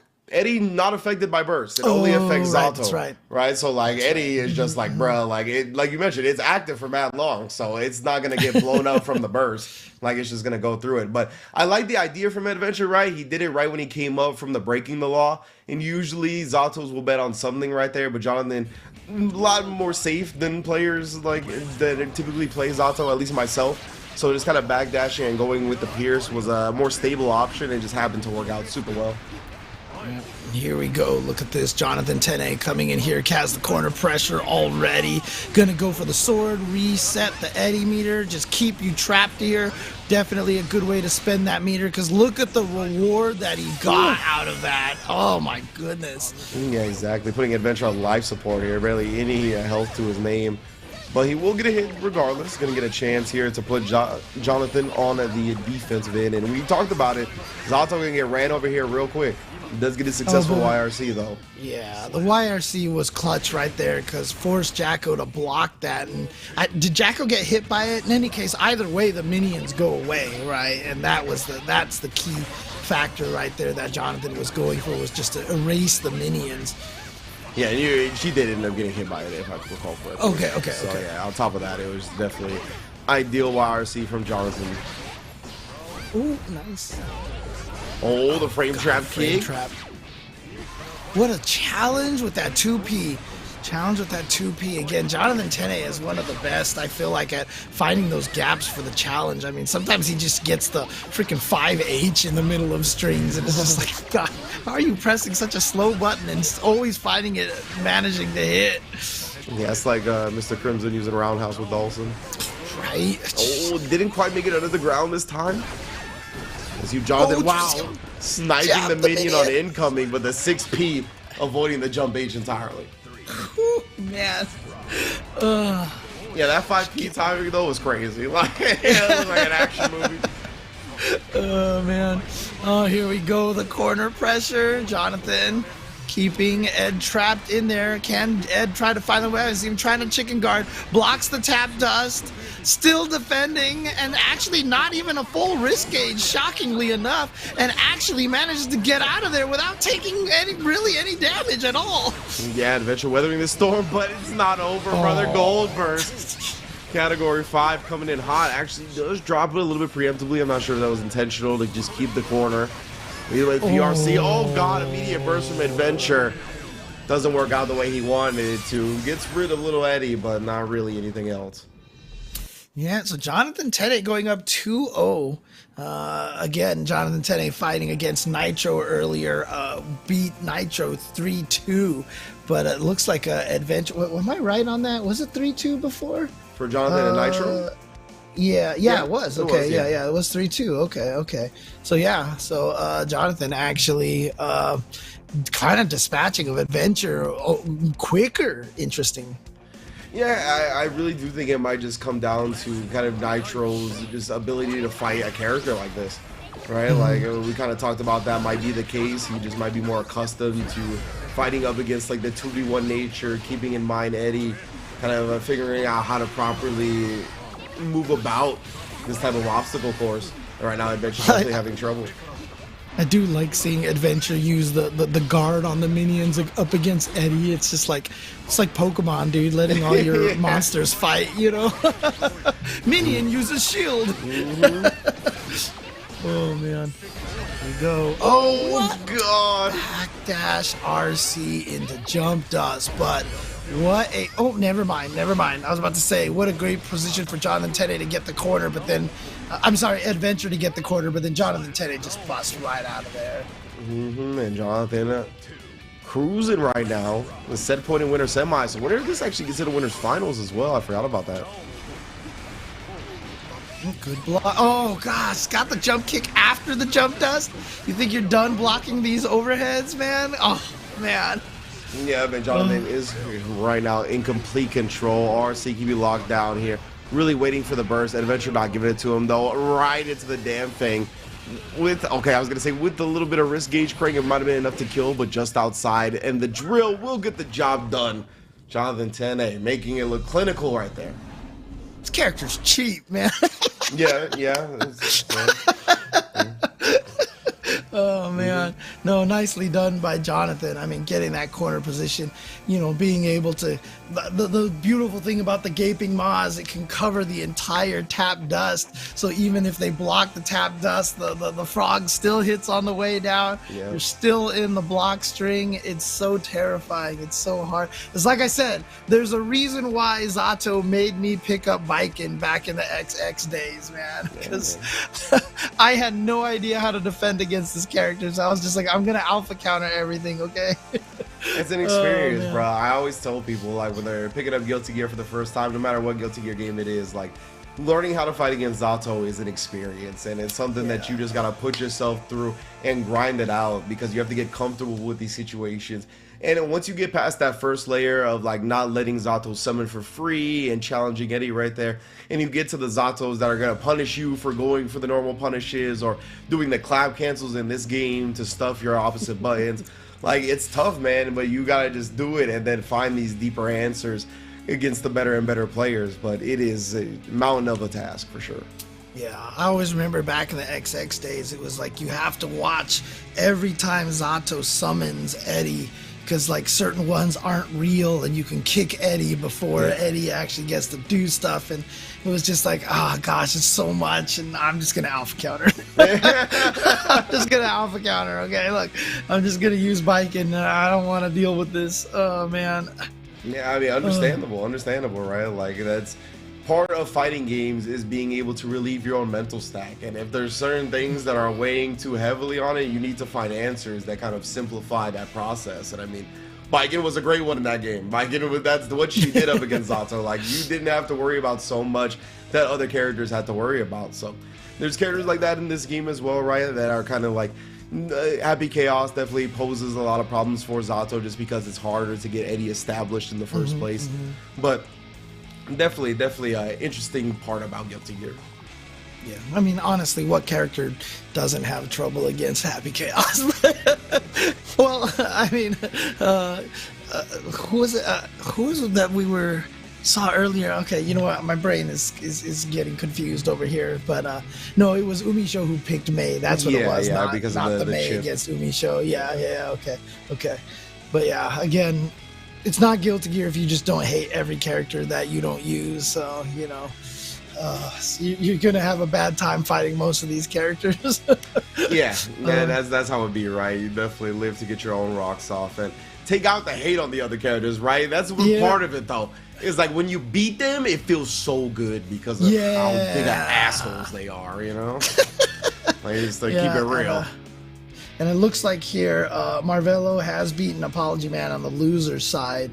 So ApologyMan did end up going 0-2, unfortunately. Razzo has defeated Red Ditto 3-1. So Red Ditto's out of the tournament in losers round 2. And MFCR has beaten Neubenheimer 3-2. Neubenheimer's out of the tournament. Holy smokes, #1 seed. And Neubenheimer actually fallen. Big ups to MFCR, who lost to SQ, so we didn't actually see that match in the winners round 1. But man, to come roaring back in losers like that's super impressive. Big dub. Well, here we go. This is the real thing right here. Busting out all the mains. This is the preview of Arc Revo Finals over here because, like I said, this is going to be a first round matchup between these two right from the get-go. Yeah, so you're just tuning in. You missed the Arc Live presentation earlier. I believe Sajam and I guess seeded the bracket. Like, it was like, I'm not sure exactly how they ended up seeding it. I think it was just like a random draw, but it ended up being Tempest and Umi Show in that first round, going down March 11th. So, preview to say the least. Yeah, I mean, in a way, it's kind of fitting, though, because I feel like these two have had a pretty strong rivalry here because they fight each other a lot. And remember, Tempest was the first person to keep Umi Show from winning her very first offline tournament, you know? Yeah, that was, of course, Combo Breaker. Yeah, but these two have been back and forth constantly. So, oh, dang, I just saw an update. MFCR actually beat Razzo in losers bracket 3-1. MFCR on a roll today. For sure. Oh, the hezzy right there from Tempest. The long distance headbutt on the close hes. That was perfect timing. I don't know why, but whenever Leo gets that counter hit on that headbutt, it looks like it hurts. It's violent, bro. Like, it goes straight for your sternum. Like, it's going to be a dent in your chest.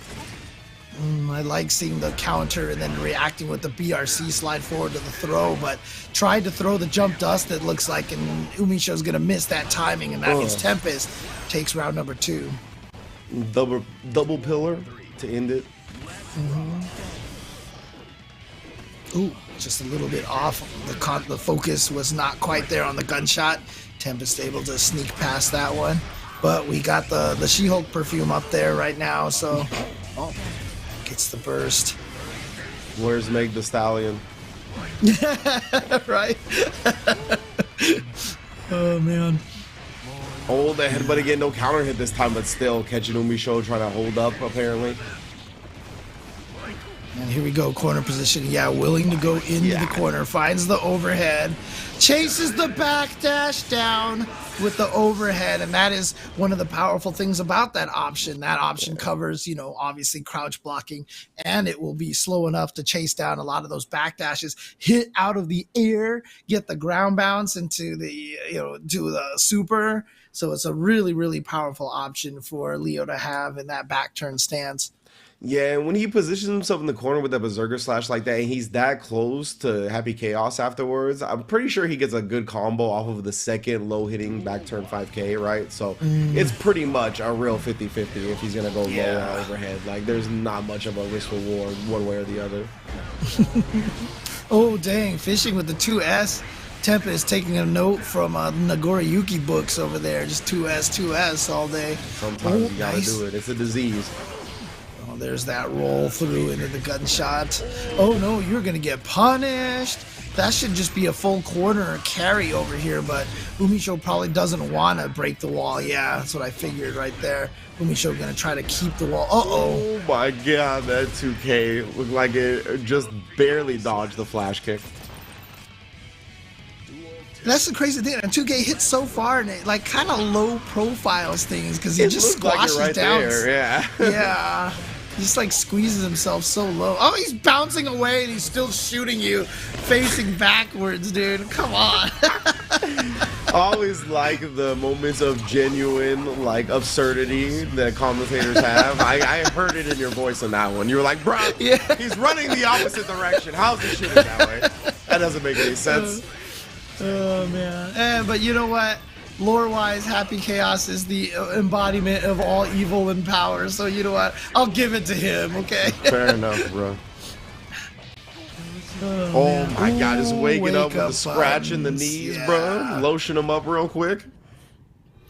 There we go, tied 1-1. Again, this is a preview of what we're going to see in just a few days, in just about a couple of weeks here before Arc Revo Finals. So, oh, man. Yeah, man. Scary stuff from both sides. They're both looking in prime form. I mean, either way, it's rough that they're both going to be a first-round draw, right? Or one of them's going to go into losers after the first round. But I couldn't be happier with the representatives that we have for America at Arc Revo Finals, bro. Like, you know what the crazy thing is? If I'm not mistaken, Evo Japan is like literally like 3 days after that, right? Like it's like starts on the 4th. No, I believe Evo Japan is not till the end of March. It's like end of March, early April. Yeah, because I'm just wondering if Umi Show is planning to travel to Japan to fight, and you know, obviously guys like Gobo and Tai and such, you know, want to get to Evo Japan as well. I would love to be able to see those players, you know, still be able to compete in those tournaments, because I would love to see as many of the NA players go to Japan as possible, because I want to see how they do against, you know, a pure Japanese squad of players out there. Yeah, absolutely, and I just always want to see it too, because there's been so long where, because of so many major tournaments being held in America, right, that so many Japanese players have come over for years and years and years. So I always like to see a strong American contingent go over to Japan. Oh, okay. So Evo Japan is March 31st to April 2nd. Got it. Yeah. Okay. Nice. Oh, and Freshman is playing in the tournament? Nice. Let's go. Oh my God, a Tempest. What? Again, I mean, you kind of alluded to it earlier, right? That he plays like he knows who he is, man. Like, he knows how dangerous Leo is.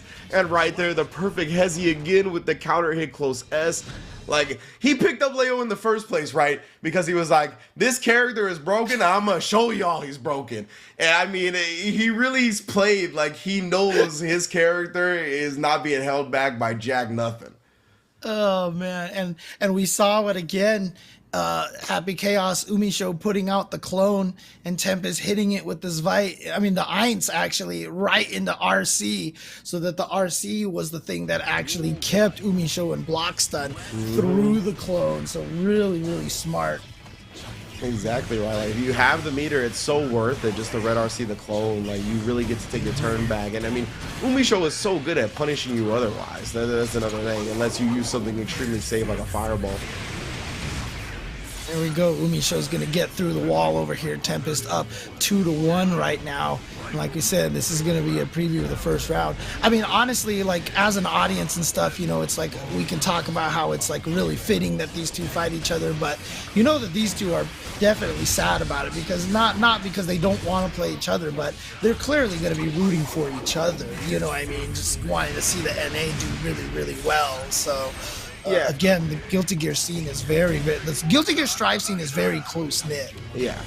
And I think they both have the confidence in themselves and each other that we're like, if we were on opposite side of the brackets, we'll be winners finals. Like, you know, I think that is also why they're a little salty. Like, they're like, bro, this could have been winners finals. But to be fair to the rest of the competitors, pretty much any of the round one matchups could end up winners finals. Yeah, everyone is obviously clearly very, very scary in this tournament. I'm excited. I can't wait to see, because like I said, we really haven't gotten the West versus Japan, you know, and a West including Europe region. We've definitely got a lot of Americas versus EU matches already. We've seen enough of that, but really we don't know how everyone stands up against the Asian countries, and I'm so hyped for that right now. Yeah, most definitely. Umi Show dodging the burst.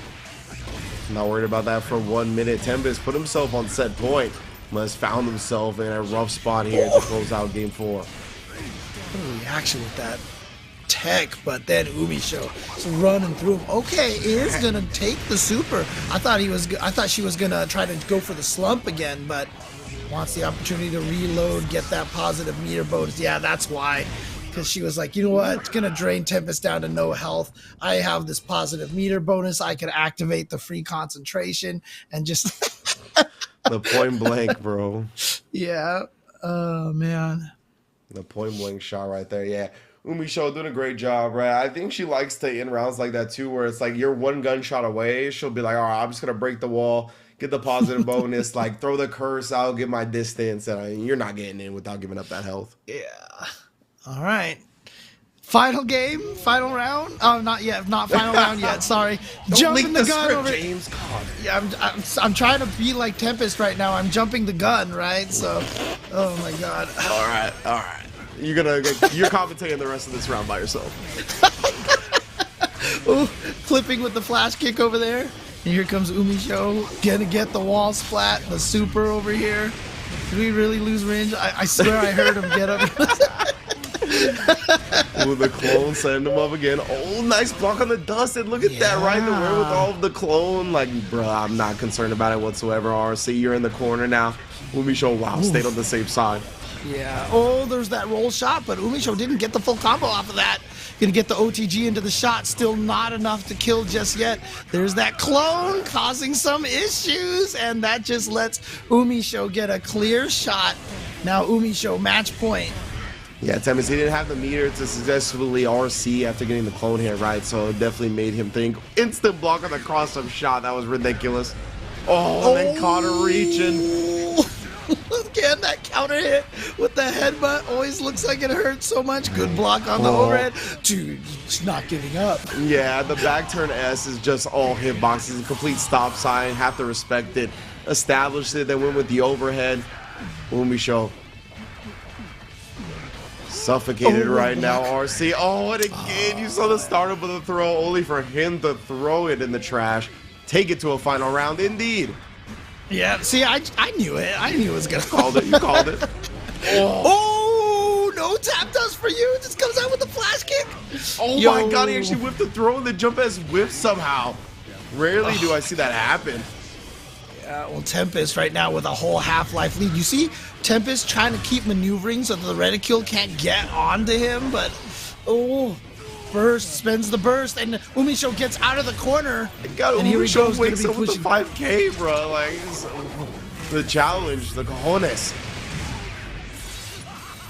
Through the wall here. Both of them down to such little life, but Tempest with that meter jumps back, avoids the throw, tries to do something, but Umi Show interrupts. He's gonna get the super, and I believe this is gonna kill, and Umi Show does end up taking it.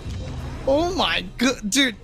Look, if this is a preview of what we get at Arc Revo, we just know it's going to be a good match, because that told us nothing. That told us all that. The only thing that told us is that both of them are prepared for this match, man. Oh, man, yeah. Like, it went down to the last round, went down to, the last decision or two, right? So in instances like that, it could go either way. So, as you mentioned, when it comes to the intel that we gathered for their future match, it still doesn't really favor them one way or the other. Like, one of them doesn't come out of that, I think, the favorite in that round one match. But either way, definitely a heartbreaking way for Tempest to go out, right? He got that counter hit on the landing button. It looks like he didn't quite get the combo he looked for.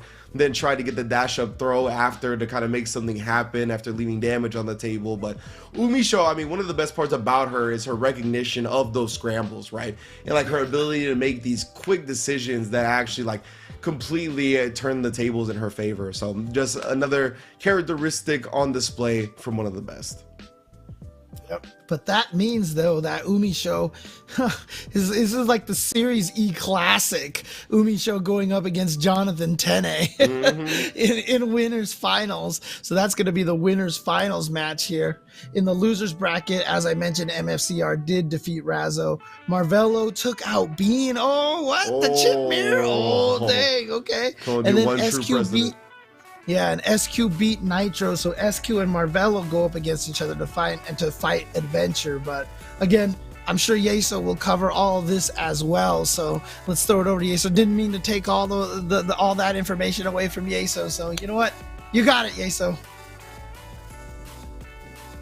Not a worry, James. Y'all absolutely just crushing it on these sets so far. And now we're looking forward to a winners finals between our season 1 champion here in Series E and our season 2 champion. We've got Jonathan Tene up against Umi Show. It's gonna be an absolute classic. And of course, we got another classic on our way there, this Tempest Umi Show rivalry that continues to be in my opinion, one of the best in Guilty Gear. They meet up in winners semifinals and they go the distance. Final game, final round, UMISHO coming out with the interrupt into the super and cleaning up that game. And man, every time I see those two run into each other, I get so excited because they just deliver incredible matches every single time. And it's kind of important to note, this is one of the tougher bracket runs that we've seen UMISHO have to play through lately in Series E, right? Typically,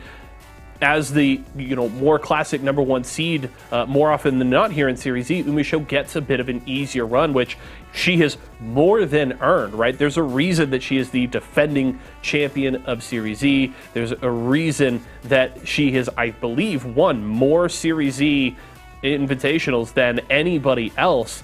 And this time around, having to go through a full 5 games up against Bean, then right into set up against Tempest and going a full 5 games there. That is an absolute gauntlet to have to fight through, especially when you consider, as I've mentioned a couple times already on the show today, that Bean has had the better of that matchup as of late, but UMISHO able to take it all the way to the distance, gets the win there, and then up against Tempest, and they continue to deliver incredibly tight and entertaining sets every time they match up. So hats off to both of them, and we'll have to see what Tempest can get done on the loser side of the bracket, because of course, as James just noted, MFCR taking the win up against Razzo means that it's Tempest and MFCR up against each other in that losers side quarterfinal. So we'll have results for those very, very soon. Other side of the bracket, of course, we got to talk about Jonathan up against Adventure. Looking good. I mean, this is some of the best play we've seen from Jonathan in a while here in Series E, and a dominant 3-0 set there up against Adventure. And we'll have to see Adventure in much the same situation. We'll play the winner of SQ and Marvello, what they can do in that loser side run. But I think Adventure has got a good leg to stand on today. Honestly, looked really good through the first couple of rounds of the bracket. Of course, playing it up against Jonathan's going to be really tough, but I think Adventure can make something happen down there, and we'll be very curious to see if they can win that next set, what they do against a Tempest or an MFCR in losers semifinals. But of course, do want to hear from you folks in chat. Jonathan Tene versus UMISHO. Who's your pick there? Who do you think is going to Grands on the winner side, and who's going to have to fight their way back from the losers bracket? Let me know your picks. I am personally, my head says UMISHO, but my heart, in just like this deep run from Jonathan, something we haven't seen from him in a while here in Series E, I'm going to take Jonathan here.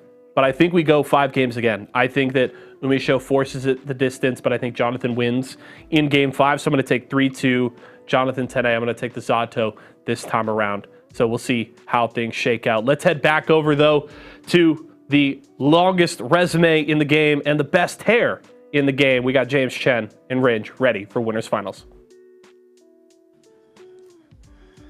I don't know why I'm having a moment of cockiness. I knew you were eating Mike and Ike's. Wow, I was gonna make a joke about it, but it's real, and I'm hurt, and I don't want to do this intro anymore. I see Revenged in the chat talking about, he wants those Mike and Ike. So I was like, that's a good idea.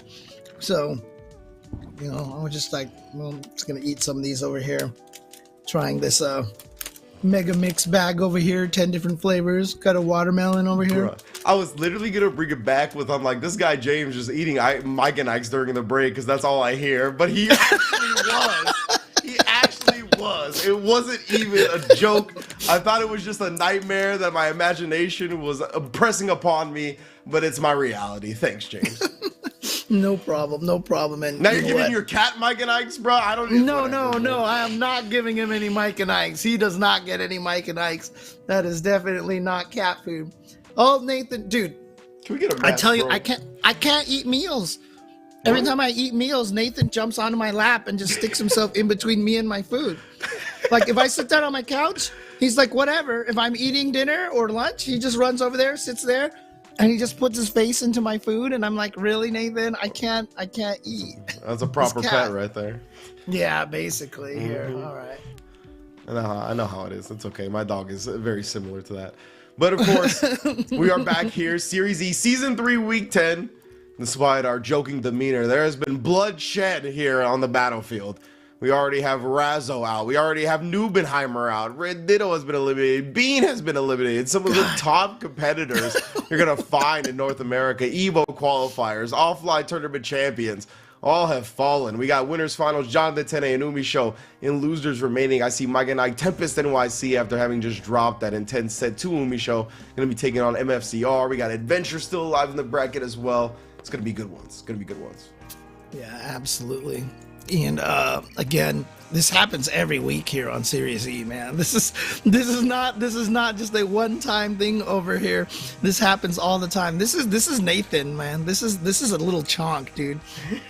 I know Chonk. people are like, oh, she looks so pretty. No, this is a spoiled little boy over here. This is the most. He's such a spoiled brat, I swear. Let's go. There he is. Aren't there you? he is. Yeah, Look at him. aren't you, Nathan? Aren't you, Nathan? You're a spoiled boy, aren't you? Yeah. Look, yeah, he immediately, I know he's spoiled because he immediately went for the hand. He was like, yeah, you pet me. Yeah. He was like, that's right. Oh, man. What a good boy. What a good boy. Look at him. Yeah, that is a proper pet right there. The ones that go underneath the hand like that, Yeah, like, yeah. no, you're not done. You're not done. Yeah. And I will say one thing, though. I am glad that we have now also converted Sajam into the land of cat ownership right now. So, because he is definitely enjoying himself with his new cats over there. So, Yeah, he went like neck deep feet first. He's got two, right? Like, it's Yeah, not I even think just one so, to start yeah. it off. So definitely. did they like find the cats? I believe like, so. I believe there was a cat that was found, and then the cat's sister was found a couple weeks later or something like that. Yeah. Yeah, so yeah, Boots and Teo. There you go. That's what they are, dude. Just posted up this video of Boots going after the ribbon, and I was just like, yeah, Sajam, you have been indoctrinated. My man literally was one of us. One of us. Like literally. Exactly. Resistance is futile. Welcome to the cult of cat owners. Oh my goodness. Yeah, I'm probably gonna join one day. I've still never had a cat. I've only owned dogs. I owned an iguana once. The iguana was fun. Oh, nice. Yeah. I mean, again, don't get me wrong. Like, I freaking love dogs. Like, I'm not a cat versus dog person. Like I said earlier, I'm an animal person. Just give me honestly, if my job didn't involve me traveling so much, I would have a dog by now, you know. And plus my home is too small for the size of a dog that I want. But you're a big dog guy? Big dog guy? Yeah, I'm a golden retriever guy. Like, I want a golden retriever because they are just the absolute most adorable things in the world. I mean, honestly. And yeah, cats too. I mean, they have a bad reputation for being aloof, but you get the right cats, and they are.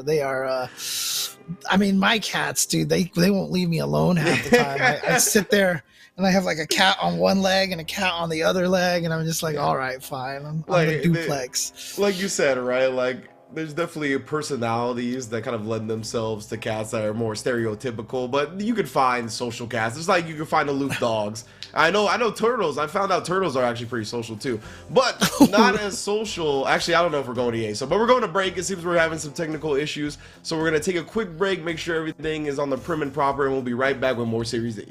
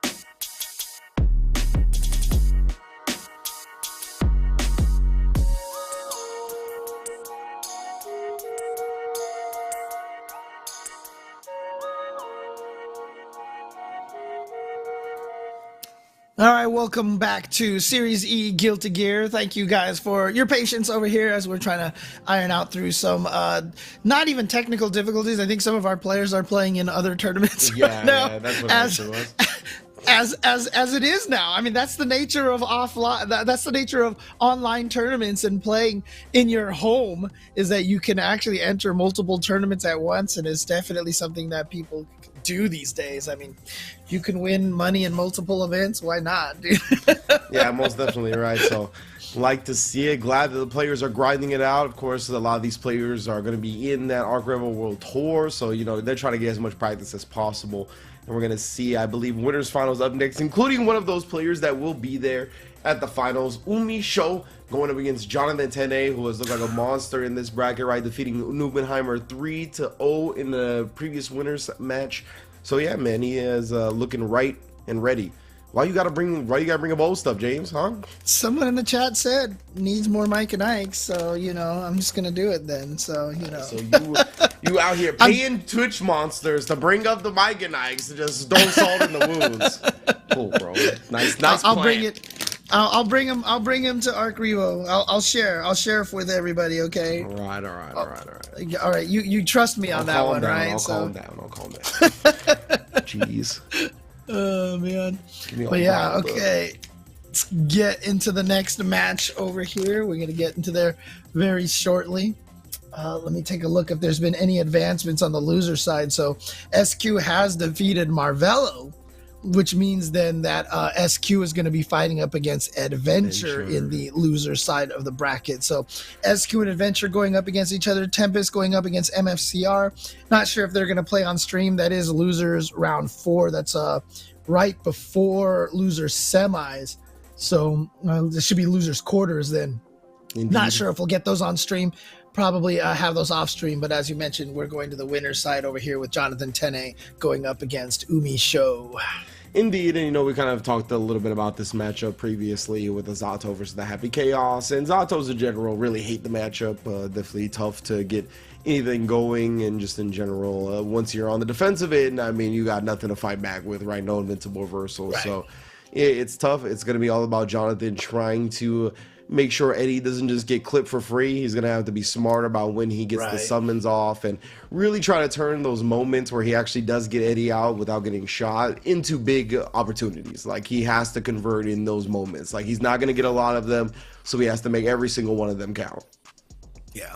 And again, Jonathan known for some of the best defense in the game too. I know you pointed out a while back ago one of his favorite defensive options, jumping back and BRCing straight down, which I've seen him use a lot of times to get out of those situations. And honestly, it's a really good tactic. I'm surprised we don't see a lot more people actually use that, but definitely a Jonathan Tene staple in his defense. So we'll see how often he actually gets a chance to use that, or if Umi Show just gets the lockdown going.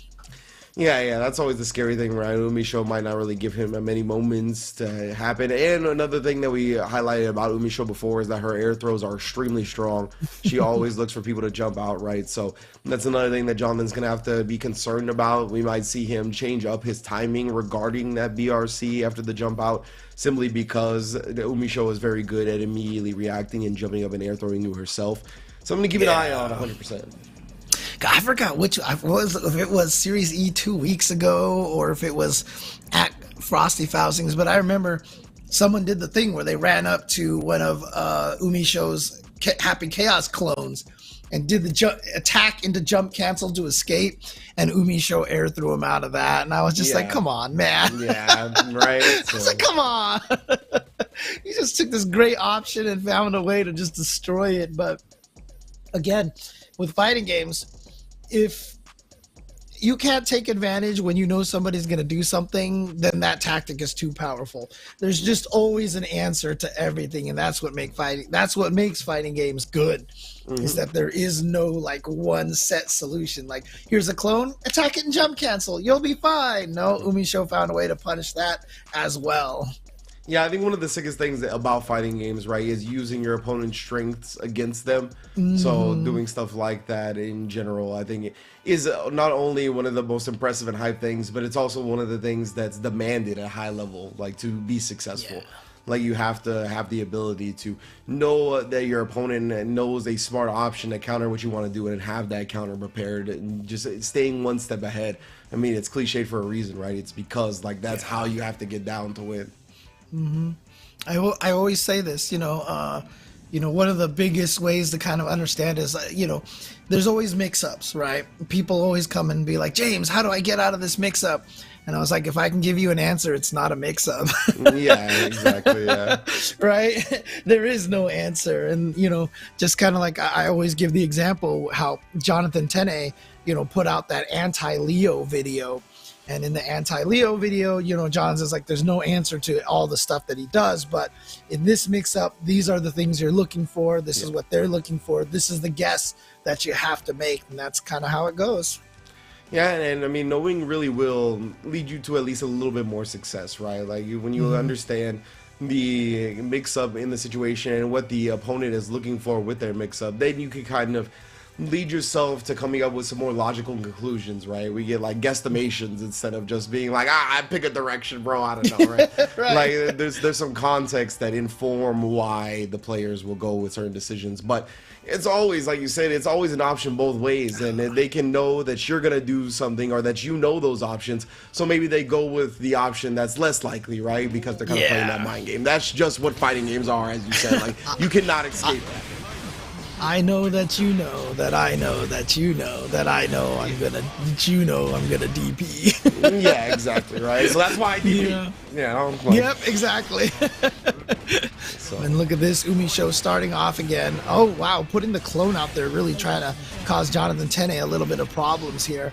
But Jonathan Tene, like I said, good defense, does manage to fight out, has taken a bunch of damage, but if he can get Umi Show trapped in the corner, but no, Umi Show just sneaks right out of there. Yeah, Umi Show taking to the skies immediately to escape the corner. Jonathan just wasn't looking for like an air throw read or some type of jump button to keep her locked down. Got the first hit of the button. Oh, the does coming in clutch here. No more little Eddie. Yeah, he just wants to keep the corner for now. YRC does connect on the jump up. Recovers just in time to not get clipped by the clone. Not trying to mash on it. Burst to try to keep this round going.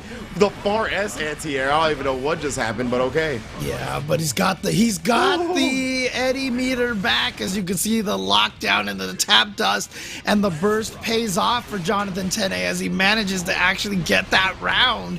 Yeah, he's making that dust work overtime right now. Umi Show reacting to it here in the next round. Oh, throws the roll. No mixes for you. I'm the mix-up character, thanks. Jonathan's like, see, you don't need to nerf that. Just throw it. No problem. Easy. Here we go. Is Umi Show gonna roll through and go for the gunshot? No, just goes for the throw instead. And there it is, but blocked by Jonathan. Oh, Jonathan's ridiculous. He's ridiculous. Indeed. Oh, he even gets a back throw here off that Umi Show with 100% tension, wary of the YRC perhaps, but instead just gets that Abari with the 2P, and the RC more than ready to bring back this game one. To the Umi Show, and then of course using that RC just to make sure the combo was burst safe in case, but Jonathan Tene most likely wasn't going to spend any burst in that situation right there, too late in the round. Okay, you can see Jonathan prioritizing bursting very early. Yeah, the first hit immediately burst out. Still hasn't made too much happen in the neutral, but Umi Show trying to escape the second hit of the pier, so difficult to do so. Put up the 5K, but only found an oppose and a burst bait. This is huge for Jonathan. Oh, no. Yeah, I'm not sure if he meant for that to combo or if he just dropped intentionally. I think he did mean for it to combo. Yeah, but gets that air throw to back into the corner, so Umi Show has to deal with this pressure, but the Eddie gauge is out, so you can see him trying to, buy the time for the Eddie, but Umi Show's always jumping when he knows that Jonathan Tene is going to Gatling into the heavy because there's that gap in between, but Jonathan Tene was able to keep that chase down and was able to take game number one. And that chase down was so important too because like Umi Show got behind Jonathan, right? Switched sides, and then Jonathan immediately took to the skies and chased down, avoiding the gunshot. Like the gunshot, the reticle wasn't focused on him, so it didn't lock to him immediately. And that like immediate jump into dash forward avoided that gunshot that Umi Show shot. So very, very clutch for Jonathan to close that distance. Okay. So Jonathan Tene, who has been playing just, I feel like, absolutely like crazy.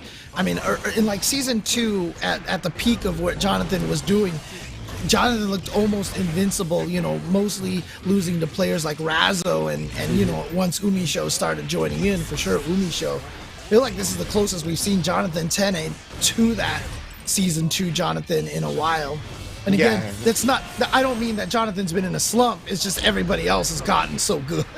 Yeah, definitely, man. Right after the CEO victory and whatnot, right, definitely looked like slightly ahead of the curve from a lot of players, and you could definitely tell a lot of them have caught up so far. Right now, Jonathan's still not laying up. Has the corner, yeah, the delay on the jump D, keeping the corner here, try to sneak in the damn thing. How do you defend and find a way out? It's so crazy.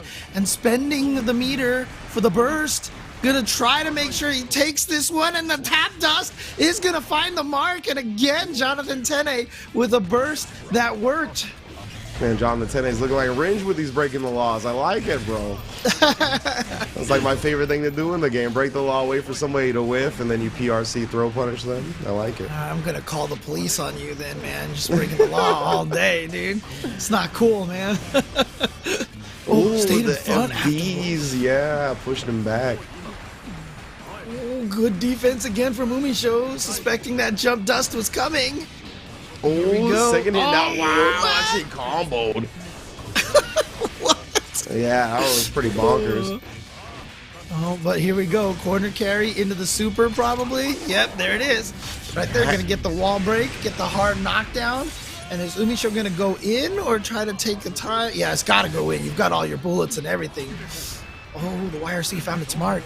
Oh, gets the cross up, but yeah, didn't actually combo or anything. Dude, how did... I swear it looks like... My God, I swear it looks like Zato is just teleporting everywhere because, you know, jumps in the air and then Eddie pushes you to the other side and he comes back down. So he side switches because he pushes you under. And it's just like, how do you block that? But obviously Umi Show has seen a lot of it and blocked all of it. And that's why the command throw worked. Yeah, and but I don't think you're wrong. It felt like a very visually jarring moment. Like it just felt like kind of a freestyle from Jonathan. And like the wake up directly into the damn thing like that, I wasn't expecting the timing of that. Like I wasn't expecting UMISHO to already be command grabbable and for Jonathan to go with that option. So like that was it's so difficult to defend against. That was a very smart decision from Jonathan, just because you felt so uncomfortable being on defense. Yeah. And that's one of the things, right? Like all these mix-ups can look so scary, but if you're used to them, if you've seen them before, they're definitely not as terrifying. And that's why having that experience playing online, fighting against strong players, and just being put into those situations so that they become a regular old hat. You know, it's like, oh, I've seen this mix-up before. That reduces a lot of the panic for sure. Yeah, being comfortable is so important in fighting games, man. Oh, dude. Okay, so Jonathan Tene has a read here. Definitely going for the command throws a lot more. Knows that Umi Show. Yeah, see, even a regular throw over there. It's clear that Jonathan Tene is recognizing that Umi Show is really concentrating on the blocking right now. So that's why he went for the command throw. But Umi Show, she was able to find the victory in that round and trying to... Oh, I love it. The 2D is an underrated round start option for Zatos for sure. It's a real good against like those low hitting moves like that. It's just a great counter poke, and you can see right there Jonathan busting it out. Interesting. You know what's funny? I don't even remember what Zato's 2D looks like. I don't see it a lot. I'm telling you, yeah. Oh, he catches the 2S with the amorphous. Put that away. Right. I didn't even see UMISHO had hit a button. Oh my gosh! And now she's at the back furthest against the wall possible at this point. Bruh, Jonathan Tene get a 3-0 Neubenheimer and UMISHO in winner's bracket. Dude. That would be insane. Dude. All right, UMISHO is looking to not let that fate play out. Definitely very much in control of this game 3. Sato melting. Jeez, damn it. Yeah, shout outs to No Guts here. It's going to be real tough to bring him back. He needs a back throw incident and a half. Oh, I thought he was going to get it right there with the gunshots not being available, but... and still and a perfect for Umi Show at 79 seconds left on the clock. So there you go. Umi Show gets one on the board, and once she gets that momentum going, dude. Yeah, it looked like there were actually bullets available, so she just like immediately canceled and did dash up throw instead. Like I see. That was definitely why Jonathan, I think, usually very good about recognizing his opponent's resources. That's why she did it there, right? Like knowing that he would respect the bullet still being available. Okay. Like I said, long road for Umi Show for the comeback here, but I mean, that's how you do it. Take it one round at a time, man. One round at a time.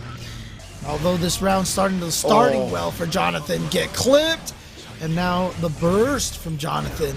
Burst again, yeah, the curse makes such a big difference. So tough to avoid the bullets at that point, and then Zato just can't get set up because of it. See the curse, you see Zato just dashing forward, and it's a pretty fast dash as well, but just got shot right away, so you're not going to avoid it. You can see like immediate curse to start as well, but a big frog right there that's going to nullify the curse. I'm going to let Jonathan start up his game in the corner. Wall break here. Positive bonus is on deck. Yeah, but no advantage. Obviously, both characters getting up at the same time on the regular wall break. But look at this. Is this going to kill? Is it close enough to the corner? Doesn't even need the wall. Never mind. Actually, that did need. Yeah, okay, that counted as the wall kill there for sure. Okay. It just barely ended up needing that extra wall bit of damage, and now Jonathan rolling here. Oh my God! No whip punish. UMISHO like tried to get. Do something in between the two hits of the frog. Not sure what it was that UMISHO was trying to do, but got counter hit in between there, and now back into the corner. Man, UMISHO is showing so much respect to the 5 H's of Jonathan, and I mean they've counter poked him multiple times. So yeah, you can see he's putting it out there like that. And then again, right? Like this is what he's looking for. Like every time you're trying to snipe the little Eddie, the 5H counter hit is there. That's what I mean. Like Jonathan Tene. His use of 5H from Zato is one of the most like I said, that move is slow, right? Like for all intents, it's a slow move. You just don't throw it out there in neutral, and yet somehow Jonathan Tene throws it out in neutral and finds the hit so often. He's so good at using that button. Yeah, I'm so glad they juiced that button. It's definitely better than it was at launch, but man, the way he uses it still though, I mean, nobody else uses it as effectively as he does, because as you said, it's not one of those autopilot like super strong buttons that you could tell just from rip like it's gonna be a problem, but it is when you use it effectively like that. And like there's a lot of moments to use it effectively, they're just not super apparent unless you really try to explore the button. And I mean, he really knows how to use it, as you can see. So wow, Jonathan Tene, winners finals here, and sure enough, we have been playing through some of the losers bracket match. SQ still trying to come back and win back-to-back Series E's, has defeated Adventure 3-2 and is waiting the winner between this match here between Tempest and MFCR, and we are getting this is the Lion King match over here right now, dude. Simba going up against Scar at this point in time. Let's see who takes it, right? Tempest ready for Tempest in the brown again, right? Yeah, okay, yeah, in the red, brown, red. Yeah. And then MFCR in the purple. Oh, okay, I'm tripping.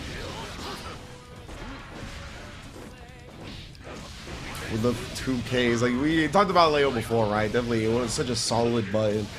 With his like dash momentum, it ends up going so far. Throws the flash kick. OTGs with the super kill. Tempest can't use his own plays against them.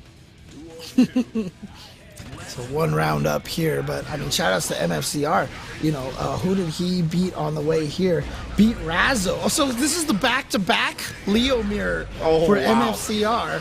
And remember, MFCR was the one who defeated Neubenheimer. And dude, MFCR lost in first round to SQ, then beat Hotashi, Neubenheimer, and then Razzo, and then now is fighting Tempest. Wow, that is quite the run. Okay.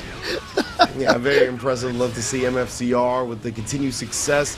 Tempest, though, again, you're not going to be able to run his plays on him. The Berserker Slash gets thrown. Now you only got a couple of decisions left. Tension built up. He's got plenty of mirrors to make stuff start happening. Oh, does, but again, the Berserker Slash is consistently throwing Tempest, not letting that pass him by for a moment. Yeah, I mean, again, can you imagine that list? Hotashi, Neubenheimer, Razzo, and if you can beat Tempest, you're like beating like all the best players. And let's just say MFCR gets to grand finals. That means they would also have to add SQ and then Umi Show onto that list of names right there. Like if MFCR makes it to grand finals, it might be one of the most legendary runs I've ever seen in a tournament, honestly. Straight up. Like, this is wild, the amount of names and the quality of players he's defeated already. So yeah, to add Tempest to that list, to add Umi Show to that list and losers finals, yeah, that would be bonkers for sure. But Tempest is like, nah, it's not gonna happen. Okay, look, because Tempest right now 1 game up and starting this round right here, super. Wow, you knew they were gonna run up and throw. My goodness. I don't know what it is, bro, but the Tempest Leo, it just seems a bit different, right? Doesn't it? It just seems like everything's a frame faster. It just seems like he knows how to get it done. That's how you know a person's good at a character, when that character looks faster in their hands, you know, or it just looks like the character gets away with things more. Oh, okay, we got a shimmy and force the burst out of Tempest. Come on, MFCR. Oh, the 2D in MFCR, they're gonna burst out. Put Tempest towards the corner, big jumping over the fireball, gets the counter hit punish he wanted so desperately. I'm not gonna lie, I kind of want to see MFCR make this crazy run through this losers bracket, just so it'll be one of the most epic things ever. But again, Tempest catching the backdash with that overhead. Oh, he's still alive. He didn't go through the wall. Whoa. Yeah, definitely. I thought the wall splat was coming and the damage was going to be enough, but didn't end up coming. And of course, Berserker Slash into the corner. Tempest was like, you're perfectly in my space to do my signature round in. So 2-0 lead like that.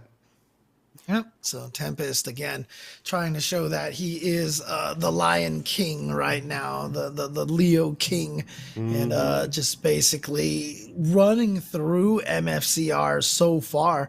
I'm really curious how that match against Razzo went. Again, 3-1 in favor of MFCR, and what I'm guessing is the Leo mirror. I mean, it could have also been Razzo just playing another character just for practice sake, you know.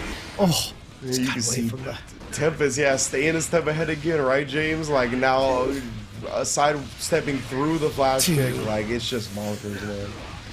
Dude, Tempest is just another, just like on another level. Like honestly, he really like the way that he right plays, now, yeah. And again, it's so crazy because, you know, he has been one of the strongest players in so many fighting games, you know, for BB Tag and for Grand Blue Fantasy Versus, but it really is Guilty Gear Strive. I feel like that Tempest has found his rhythm, and again, like you said, almost kind of like, I'm just gonna play Leo because of how broken he is. He was a May player. Yeah, right. He won the auction tournament at Combo Breaker with May, and then he like won the regular tournament with Leo, and it was like, all right, bro, like you're pretty good, I guess. Yeah, and like you said, he just wanted to show people, like, I want to get Leo nerfed. His character's busted, so I'm going to play him and show you why this character's... And now he's like, you know what? Don't nerf him. Leave him alone. Yeah, definitely, right. Oh, MFCR gets the big overhead into the super, but Tempest 100% tension. What are you going to do, fam? Oh, he just walks up. He just walked up, and Tempest knew he would respect it, right? The jump up, jump deep. How did he even get to the other side? The backstern S at the last second. Tempest breaking spines, breaking hearts, breaking dreams. Oh, man. And again, you know, you go to the other side and you hit that slash, because how many times has Tempest hit heavy slash instead and caught the back dashes and stuff, right? So you're like, well, that's how you stop it. Obviously, the H has a lot of startup. You can interrupt it if you read it. But that's why you throw out the S all of a sudden. Then you wake up with buttons, you get counter hit, and you die. And Tempest ends this epic MFCR run. And Tempest is indeed going to be going up against SQ. And just because Tempest is sponsored by Mike and Ike, I'm going to have another one just for him. So. But the thing about Leo is I feel like you can go on a lot of power trips with that character. When I watch Leo and the things that the character does, like I'm like, damn son, I want to flash kick RC. Like I want to feel that power. But nothing gets me going more than back turn S. Like I just want to sit there and just press back turn S over and over again. Like that button looks so dumb. Like when someone is trapped in the corner and you're like staying just outside the range where they don't have to block back turn S, but if they press anything, they're gonna die. Like I don't know much of a more of a power trip than that, honestly. Yeah, that back turn S is so scary. It's like you're so worried about all the mix-up options, and then you get hit by that, and it's like your life flashes before your eyes. Yeah, it's like I didn't even get mixed, bro. I just got counter hit. Like. Now we got Tempest and SQ. This is going to be loser semis.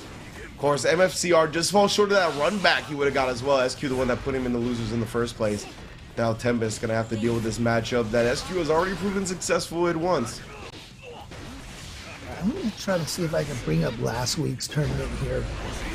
Oh, see, who did SQ beat? SQ beat ApologyMan, then Bean, and then Tempest. Okay, so SQ did beat Tempest 3-1 on the winner's side, then beat Neubenheimer 3-0. Tempest was the one that came all the way back from loser's bracket, though. Reset the bracket against SQ 3-0, and then SQ won against Tempest 3-2 in the end. So this is a run back from grand finals of last week. This would be a loser semis as well, right? Winner of this goes on to face Umi Show, so they're finding themselves outside the position. The winner of this gets into the money as well. Loser does not. So yeah, definitely some implications here. And SQ, I mean, looking as comfortable as she did perhaps the last tournament, putting the first round on the board, definitely making Tempest struggle in the second round. I could totally hear both of these players being like, man, I hate Ramlethal, man, I hate Leo. Oh yeah. All is right in the world. That's harmony as far as I'm concerned. Yep, exactly. Gonna go for the side switch, yep. Doesn't go for the 2H though because it wanted to make sure he could keep the combo going. Went for the slash instead. Nice block on the overhead. SQ is out of there and gets the link into 5K. That hit mad far. That hit mad far after that counter hit 2K, dude. Yeah, that was good recognition too for like SQ not to try for any big reward, right? Just like I'm gonna get this quick far ranging button. I only need a little bit of damage. That was very smart. Yeah, it just goes right into Taro, and that's going to take it. And so SQ, like I said, won 3-1, lost 3-0, lost 0-3, and then won 3-2. Yes, so if I look at this right, that means it was literally 6-5 last week. Oh no! Wait, no! 6-6. It was 6-6 last week. Oh man, but because of the winner side advantage, right? SQ got the W. Damn. Yeah. So Tempest, I mean, because he won the first set 3-0. Yeah. So it was literally 6-6 between the two last week. Oh my goodness. That's pretty wild, bro. So as even as it could get it right, just the way with the bracket, the way it played out, who got the W's early, SQ ended up taking it. But this is anybody's game for sure. She looks very much in control of that first game. But Tempest, my goodness, he risked a big flash kick right there. No RC to cancel. This second round is slipping away from him quickly. Yeah, but problem was at that point, SQ had no swords. Oh no! Oh, this is gonna hurt. Tempest seems so clean with the timing on that. Not as much as I actually honestly thought it was going to be, but what a feedback in the corner. You woke up on a defensive position and did instant air dash back into jump K, and it worked. That's crazy. That's rough, man. Yeah, SQ, I like the FDs kind of pushing Tempest away. As soon as Tempest got to the edge of his block string where he wasn't going to be able to do anything anymore, he like hesitated for a quick moment and then 6P'd the 5K of Ramlethal and punished it. That was gross, bro. Like, wow. Usually you see the 6P kind of counter like the Fares or some of the sword normals, but straight up the foot. Not that type of fella, I guess.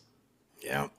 So 1-1 here, Tempest with one on the board now up against SQ. Like I said, this is kind of the tiebreaker between these two. Even though SQ won last time, it was 6-6. So, you know, whoever wins this one's going to have more wins in the past couple of weeks. But again, this is the fourth time that these two have faced each other in the last 2 weeks in a 1-3 set. Yeah, wow. Oh, and SQ just shot him out the sky. My goodness, anti-aircraft swords. Dude, that looks so violent. Yeah. It was just like burst sword. This That is like, was like oh my very God. anime. Like you're just suspended in the air, and then a sword just sends you to a wall. Like that was crazy. Man, I mean, spoilers, but Aerith flashbacks right now. I'm telling you, dude. It really did feel like Oh my egregiously God. violent. And again, the damn Berserker slash into the corner, but actually wall splat too high. Tempest expecting her to drop down a little bit more. SQ somehow scrambles to a victory off of it. That's brutal. Oh man. Man, oh man, yeah. Now Tempest looking for the 2Ss. I'm wondering if SQ looks for more 2Ss herself, trying to combat the 6P neutral, just gonna jump out. But oh, big clutch throw on the Berserker slash. Yeah, and again, safe jump off of that. Oh, only one punch in the throw. That's the worst part about that flash kick RC, honestly, is that he has the mix-up between 1 or 2 punches, and that's what makes it so scary. That, okay, I baited out the flash kick, but now I'm still in a mix-up. Wonderful. Yeah, exactly, right? You're like, oh, okay, bro. That's why like flash kicks not even worth it, bro. Why do I, or excuse me, not flash kicks, safe jumps? You're like, why am I gonna safe jump you into a mix-up on me? Right? Like what? That's called a danger jump, man. Yeah, like, nothing safe about Ow! this. Jesus. Double beam dream, melted it. Shout out to the buff on that super. Good lord, that did so much damage. Oh my god, the headbutt just vacuumed her to the ground. Like Jesus. Oh, nice jump and gets, oh, beautiful. Actually baited out a 5P and still made it to the other side to punish, but switch with the 2Ss. Oh my god. Oh god, the super after the one hit of overhead as well. It's gonna be good damage in the corner. Back turn city, you know what it is.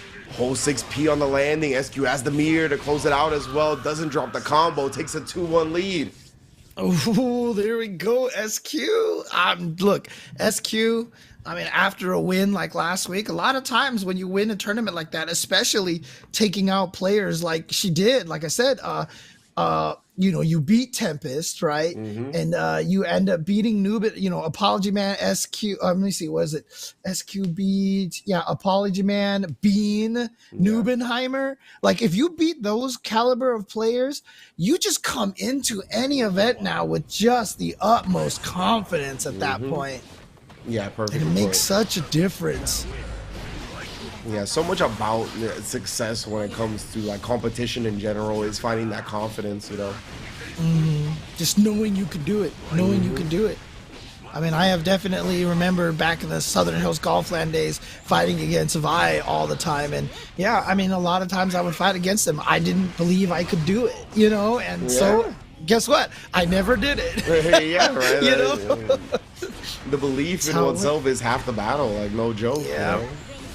Going into a set already with a defeatist attitude, I mean, it's a mountain to climb. The hardest part too is it's not just like you can just be like, I know I can do it, and then that means you believe it. Yeah, like, yeah, exactly. A lot of times it really does come from when you do it. You're like, oh shit, I can do it, and then that's how it goes, you know. Yeah, right. There's so many things that we can know logically, but to be able to implement them, to be able to fully comprehend them in a way that would benefit us, I mean, that is where life gets tricky, isn't it? We're not talking about fighting games anymore, are we, Rich? No, we're not. Oh man, but look at this. SQ is at match point. Good start here for Tempest, though. Tempest trying to bring this back to 2-2. Yeah, I mean, getting whittled down though, like SQ, blocks the super, and Tempest gonna get a big punish. 2H launching her into the sky, set up shop with the Berserker slash mix. We're going to a final game. No, we're not. Sorry, I thought he had already had a round. Yeah, not quite. Almost. Let's see. Whoa. Oh, guard point. Gets the armor. But look at that. SQ dashing in first, but is missing one of the swords right now. So that's the important. Why does that work with 2D flash kick, bro? It's like Super Turbo Ken light DP. It's like this shouldn't work still, but it just always does. It always does. Always will. Oh, Tempest here, big hits. He's gonna set up shop in the corner, let her drop down. YRC's gonna apply some relief, but again, the headbutt. Get your ass down here. It's the vacuum. Bro. Oh man. Oh, the no. 2K cutting her off at the pass. You ain't gonna get That to should do do it. nothing. And there you go. There you go. So you knew it was going to happen. Go into a final game. Soon as Tempest won that round, you're like, no, it's done. We're going to the done. final game. See, there you go. Let's And hit here the we next are. one. Oh, man. Okay. So again, so now between last week and this week, they are 8-8. At least somebody's 8-8. gonna get the advantage here, and Yeah. in the set, they're gonna be the definitive better player for now. Right. Yeah. Whoever wins this week. clearly dominating stronger player. Super definitive. Yeah. Nice. Dashing in right away, getting that 2K 2D.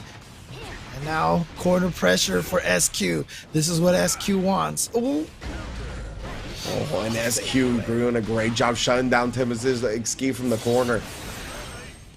All right, but not a hard knockdown here. So back to neutral. Wow, Tempest just running forward with the 6P, expecting those buttons from Ramlethal. Obviously, far slash, far heavy slash, so good. 6P basically being one of your only options to fight that button. You can see, SQ the delay on the Daro, catching Tempest flinching, gonna be able to seal the first round with it. Okay, 2 match points, but Tempest came back 2 rounds last time. Who is going to be the definitive, clear, dominating player over this matchup here? Great job right there. SQ is approaching. Does get the safe jump out as well. This is huge. Oh, yeah, this is going to be painful. SQ also has the meter too. Chooses not to spend it right away. I'm pretty sure though. that was supposed to be super. Pretty sure. Oh my god, it just deleted him. I thought he had more health than that. I thought he was gonna survive. I didn't know he had committed. I thought he was going to be able to wake up with the counter, but no. He did something and he got deleted. The way the screen just deleted the UI, I was like, wait. I was like, he died? Oh, Dude, I was not expecting that. You know what? That would actually be a sick video game visual feature, is if in the last round when someone dies the UI shatters, dude. Like that would cool, actually be sick, because yeah, that's what it looked like right there. But there you go. SQ 2 weeks in a row now, even though it's 9-8. I mean, honestly, not even trying to meme over here or anything like that, but that means SQ did win 3 out of the 4 sets that they've played. Yeah, right? Definitely. And some very important sets, right? He ended up getting the grand finals reset that got her the first place last week right here. This was loser semis to get into the money, to get into the top 3. So definitely some big clutch W's from SQ, man, for sure. And yeah, I thought, because as you mentioned that he was so successful with the timing of the meaty back turn kick into the parry, I thought we were going to see that again. So definitely doubly visually confusing when I realized the whole entire set was over. But well done from SQ, having a great run so far. Yeah, again, you know, SQ 3-1 and then 0-3 against Mike and Ike. So if you take those 2 away, then that means SQ has won 3-2 and then 3-2 back-to-back weeks against Tempest. And again, Tempest clearly one of the best, if not the best in NA right now, you know, having won 2 of the super majors out there. Yeah, you know, I'm glad you clarified that too, because like I've been talking about him being top 8 at all 3 of them, but he won 2 of them. That's more impressive than the top 8 at all 3 of them, to be honest. Right. Like, that is insane. Yeah, and so now SQ, I mean, this is a very important test.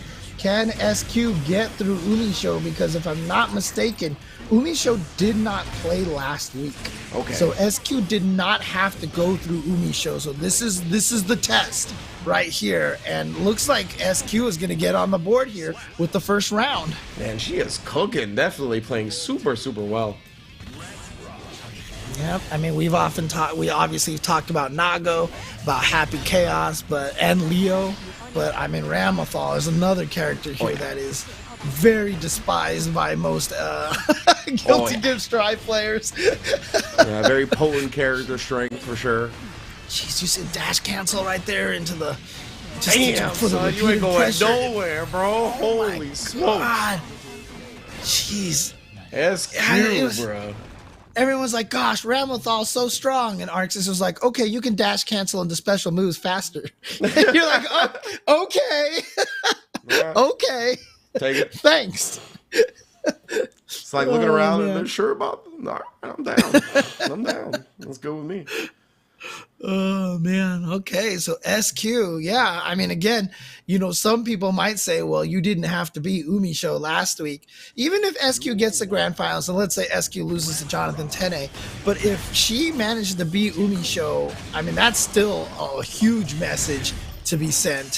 Huge. I mean, like, you're facing 2 out of the 3 Americans from the Arc Rival qualifier back to back, right? Like, just beating both of them, that's a lot of confidence for sure. Yeah, and you did beat Neubenheimer the previous week, so like if anything's gonna make you believe in yourself in the game, it's gonna be a run like that. Yeah, but Umi Show is the killer of dreams right now because that round was disgusting. Oh my God, those trying to put a spoiler on all that. Yeah, I mean, it's like he's got this gunshot stuff, and then you also give Happy Chaos like a Chun-Li heel bounce thing too. It's like, come on, man. Tap dancing on my head, bro. He's got the taco kick from Iori. He's got all kinds of cool stuff. Oh, look at this corner carry. Gonna get the wall splat into the super. Yep. Let's go. Hard knockdown.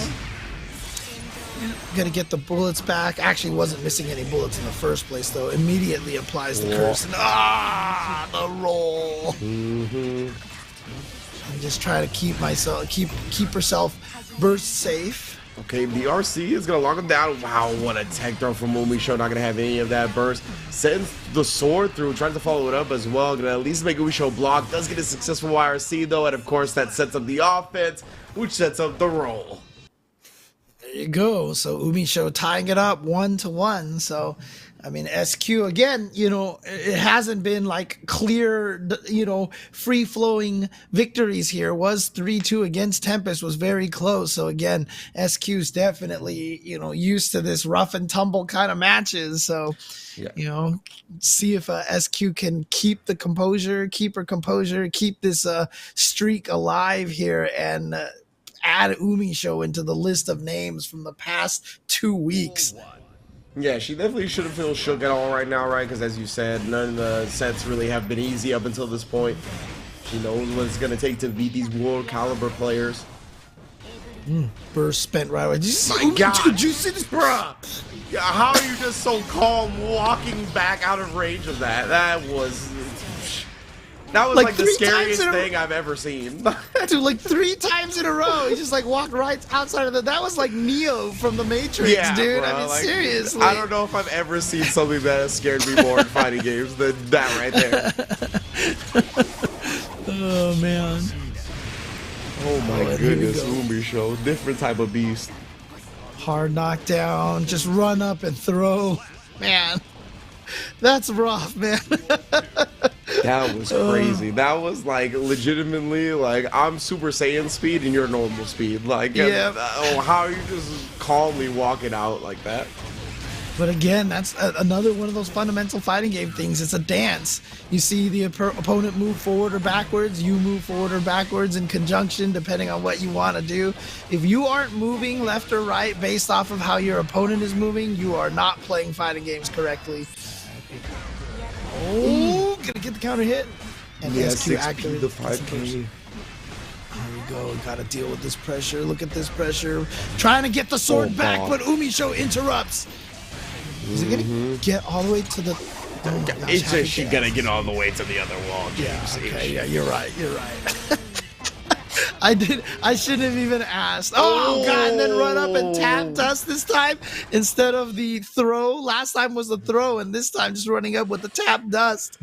Oh man. Man, the clown shoes tap dust too, right? Just whoop right upside your head. Oh man. Okay. Man, 2 games to 1 now for Umi Show. Is this going to be the end of this epic 2-week run for SQ? Again, SQ has just been playing so solidly, sent to losers by... Oh, wait, hang on a second. Oh, my gosh. They played... SQ and Mike and Tempest played each other on winner side too. So I completely forgot that there's another set that I didn't count. So Tempest was the one that set Mike and Tempest was the one that set SQ to losers in the first place. So I completely missed the count over there. They're still like 9-9 against each other. Oh my God. All right, that's pretty sick. Right now, Umi Show. Again, we talked about the air throws, putting SQ in the corner, playing at perfect range. Now we're going to approach, really put this, concentrate. How do you just put the brakes on like that? Hit the emergency brake, stopped at just outside throw range, watched him whiffed it. I mean, that car crash was gnarly. Oh, man. I mean, look, only Daisuke can come up with a character with the name of Happy Chaos, but how appropriate of a name is that? I mean, seriously. Yeah. Ridiculous stuff right now. Umi Show looking to close out SQ. Yeah, this is starting to look a little bleak for SQ at this point. Umi Show. Trying to go for the roll, but nice jump. Yeah, jumps out of that situation. Nice. And now SQ finding the way out. Jump kick into the air sword attack right there.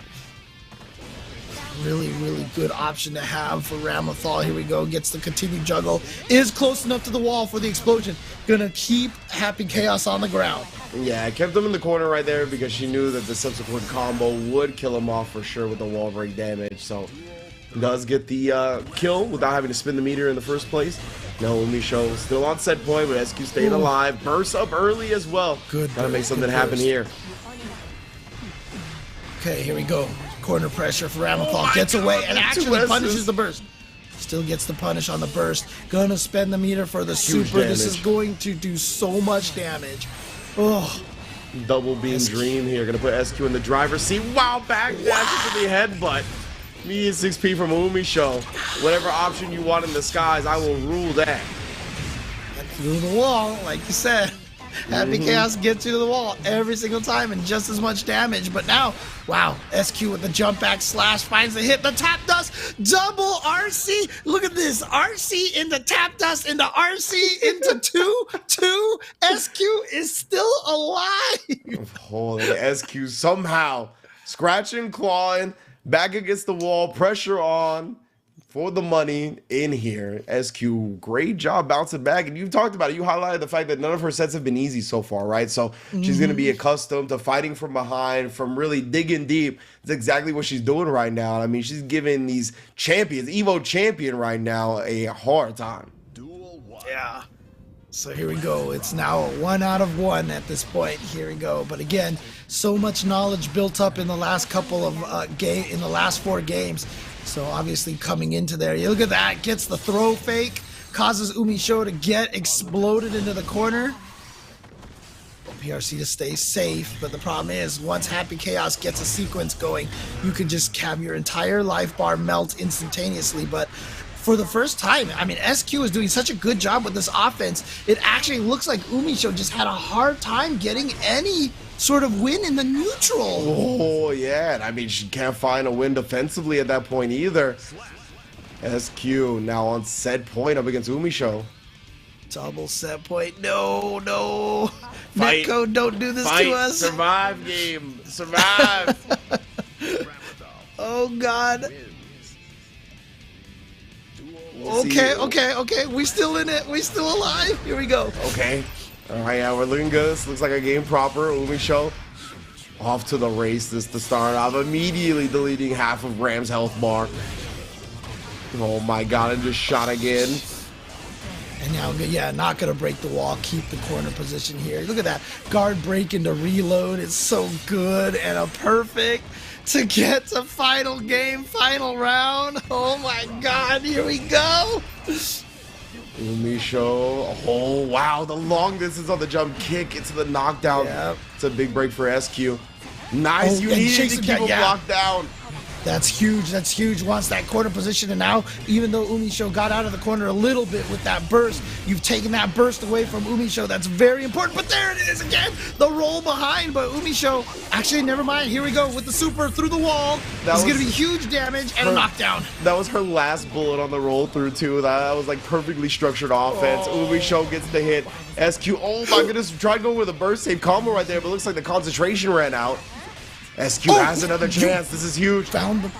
Was that a side switch on purpose? I think so. Oh my god, here we go. Tries to shimmy, tries to throw, but it was too... UMISHO was in the middle of a backdash, so she couldn't be thrown. And UMISHO is not even reacting with an RC of her own, just staying so calm. But the risk, look at all this risk. There's a counter hit. This is going to be huge damage. Can this kill? Is this going to kill? Oh my god, it did. SQ finds the hit. The instant air dash jump back, I believe it was, it delayed just enough for the 6P not to clash with the hitbox or have any effect on it. Got the omen up that UMISHO was not hoping for, exactly what SQ wanted, and SQ in grand finals now. Bro. That was wild. SQ has defeated UMISHO, Tempest, Adventure, Marvello, Nitro, and MFCR this week. Wow. And last week defeated Tempest, Neubenheimer, Bean, and ApologyMan. That is the 2-week run that SQ has had. That is ridiculous. A lot of confidence, not just because of the names, but doing it 2 weeks in a row, right? Like, sometimes you can get in your own head and be like, okay, I just was a god for 1 week, for a day, or whatever, right? But to do this back-to-back weeks, to take down even more impressive names here in this tournament, I mean, that it really goes to show that SQ is really starting to find where she wants to be in terms of her skill level, in terms of her results. Going to be at first place last week, guaranteed top 2 this week. She's going up against Jonathan Tene, so it should be a decent chance for her to get this dub. But the way Jonathan's looked as well, not going to be easy. Yeah, and SQ, I mean, that's one of the cool things about the Series E as well, is that when you have players like this perform so well, they get picked up by those sponsors. SQ doesn't have a sponsor here, and based on the performance of these past couple of weeks, and if she can stay in the mix like this, I mean, I won't be surprised next season we sing SQ as part of the sponsored group here in Series E. So again, it's such a great opportunity. Again, having these sponsors fly you out and give you monthly stipends and stuff, it's such a great kickstart and boost to being able to be kind of like a pro fighting game player. But we also have some pro hosts in the building as well. So let's go throw it over to Yeso and see what our local pro thinks of what's going on here in these matches. I don't know that there's anything that I can add on top of what James and Ringe are breaking down there in terms of the strength of these last 2 weeks from SQ and what that really says about her and the way she's playing right now. I think just a wonderful job talking about the different names that she has had to go through to win last week, to get guaranteed top 2 this week. Of course, has to play Jonathan here coming up next, and that might be the toughest set she's had to play in these last 2 weeks, because Jonathan looks like Season 1 Jonathan, right? Jonathan Tene looks absolutely on form today. Very, very good set from them in winners finals up against UMISHO, and is coming in on an absolute tear, taking out some very talented players. So very important context on that front, but I think James and Ringe absolutely hit the nail on the head talking about all these different, very talented, very strong opponents that SQ has defeated over the last couple weeks. And I love the fact that SQ got the opportunity at redemption here, right? Because Tempest was who knocked SQ down to losers in winners round 2. After that win against MFCR, SQ fell in a full 5-game set up against Tempest. Now they go 5 games once again, gets the win this time around to stay alive in the bracket. And can we talk about that set against UMISHO, and specifically that last game, right? SQ comes out really good in round 1. Great control, looks very comfortable. And then round 2 comes around and we get the perfect UMISHO. I mean, that's the happy chaos that we've come to know and love, or hate, depending on who you are. from UMISHO, right? Very, very clean execution, not missing any inputs, just 100-0 dominant in that round, and it carried over into the start of round 3, but SQ, after the super, able to settle down, right? A couple of very well-timed PRCs, a very well set up burst, and just biding time and frustrating UMISHO on a couple of moves that she tried to make in that final round to open the door for the finish. And that was really impressive. A roller coaster ride of a round. I mean, you want to talk about a final game, final round delivering between two players. It definitely did there with UMISHO and SQ. That was so much fun to watch. And I feel like every time you thought you knew which way that round was going, they absolutely turned it on its head. So what a set there. Of course, UMISHO finishing in third tonight. She continues to be incredible, but it seems like the folks around her leveling up this season big time. And now UMISHO is not that, unbeatable champion here in Series E, and that's not because of a lack of talent or lack of execution on UMISHO's part. Everybody around her continues to improve. SQ showing that big time these last couple of weeks and has the opportunity to put the cherry on top of it, right? Back-to-back champion after winning just for your first time in 2 seasons and change a week ago. SQ with a huge opportunity coming up next. In terms of my prediction, I'm going to take Jonathan, but I do think SQ forces the reset. So I think we're going to a Grand Finals reset, but Jonathan still wins. But we'll see. I would love if SQ could prove me wrong and we get the back-to-back titles from her in Series E. Let me know in chat what your predictions are. We're going to head to a quick break right now. When we come back, we're crowning a Series E champion. Grand Finals on the other side. Tyson boneless buffalo bites have that tasty kick of flavor, so they're perfect for any get-together. If there are any left when your guests arrive. Tyson Anytizers Chicken. More kicks of flavor, more smiling snackers, more to love. Tyson.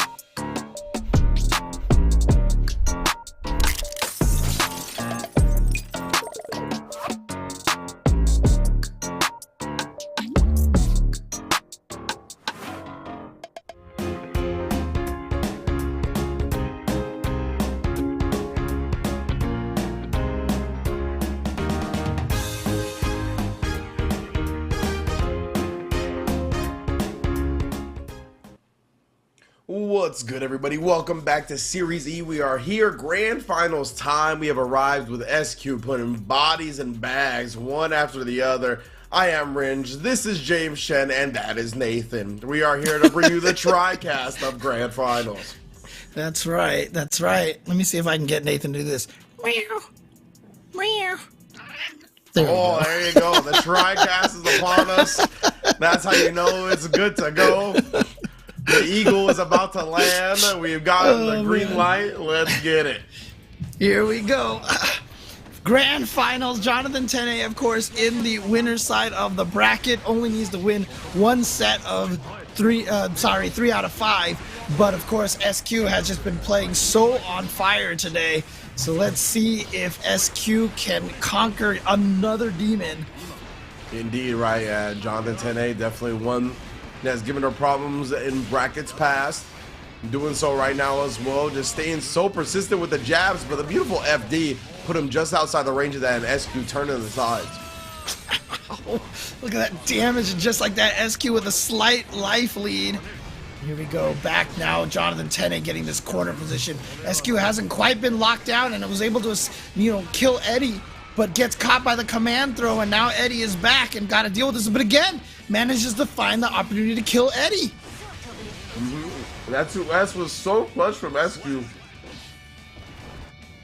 Dude, SQ taking round number 1. Dude, SQ is like I said, I don't know if I've ever seen her play like this before, but she is playing like a ram possessed right now. Yeah, that 2S in the last round was bonkers because Jonathan was definitely holstering his pressure because of the 50% the Mortabato threat, right? As Zato, you have to be very careful about that. So SQ like just took advantage of it by 2S'ing in reversal, like knowing that he was gonna bait it out. It was super smart decision making. And beautiful getting that regular throw there. Gives some time for Eddie to come back. Spending a whole super beater to kill. Actually, it didn't kill Eddie because there's Eddie right back in the mix. Yeah, it looked like Jonathan ended up going with like some type of unsummoned pressure, I think. So just whiffed entirely. He didn't get the punish he was looking for, but the control was enough. Yeah, maybe he actually unsummoned Eddie, like in reaction to seeing the super or something. I don't know how fast the unsummon is, like what the frame data on is how quick Eddie disappears. Yeah, I can't recall off the top of my head right now. Yeah, but look at this burst out of SQ right now. Looking great. Oh my gosh, interrupting the flip, not even letting SQ get those plus frames. Jonathan Tene. Oh.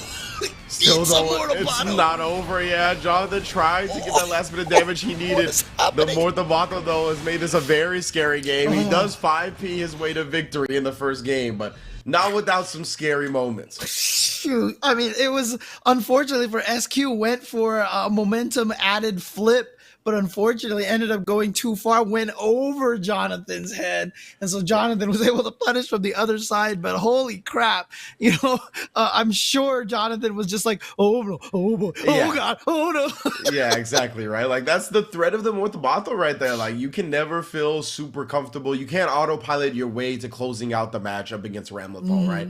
Like, that is an answer to so many of Zato's moves, because you could pretty much blow up every gap with a blood that has a gap with it. In addition to that, like, it even punishes some moves on block, right? Like, I believe the 2S is slow enough on block that even if you don't cancel it, like, you're just gonna get punished by the super anyway. Right. Oh, whoa, what the heck? Dude, that was like, that almost looked like Laura pressure from Street Fighter 5. Just going low into volt charge, low into volt charge, low into volt charge, dude. Wow, Jonathan, I think he got the cross up he was looking for there. That was huge. Gonna go with the sword. Oh yeah, gets the knockdown. Gonna go for piercing, push to the corner. No, goes for the frog again. Interesting, and just gonna get caught by the YRC right there. That YRC taking out Eddie and then able to give SQ some pressure. The timing on that YRC was so perfect too, because you saw Jonathan, he had dashed and then blocked, and then the YRC caught up the starter with a second dash. Like, if SQ YRC just a moment or two before that, she was gonna get blocked and punished. Here comes Jonathan now, has a big life lead here at this point, but we've seen SQ just make these ridiculous comebacks, willing to throw the sword and be swordless for a little bit, as you can see right there, only one sword, so Jonathan definitely taking advantage of that, but SQ finally got the sword back. And SQ, yeah, she has the super. That's why he went with the 2K6P. He wanted a true, like, block string right there, not something that SQ could have exposed with the gap. Super smart adjustment from Jonathan. Gets the combo he was looking for. Very, very well done. Nice. Okay, so Jonathan trying to go up 2-0 if he can win this one and get a 2-0 lead over SQ, but SQ with a good gold burst here. Now you got to deal with this very high-resourced Ramlethal. Oh, man, that 6P on the landing. Such clutch from Jonathan. You can see, yeah, he's going with this pressure that can get super. That's why we went the closest dash cancel to another one.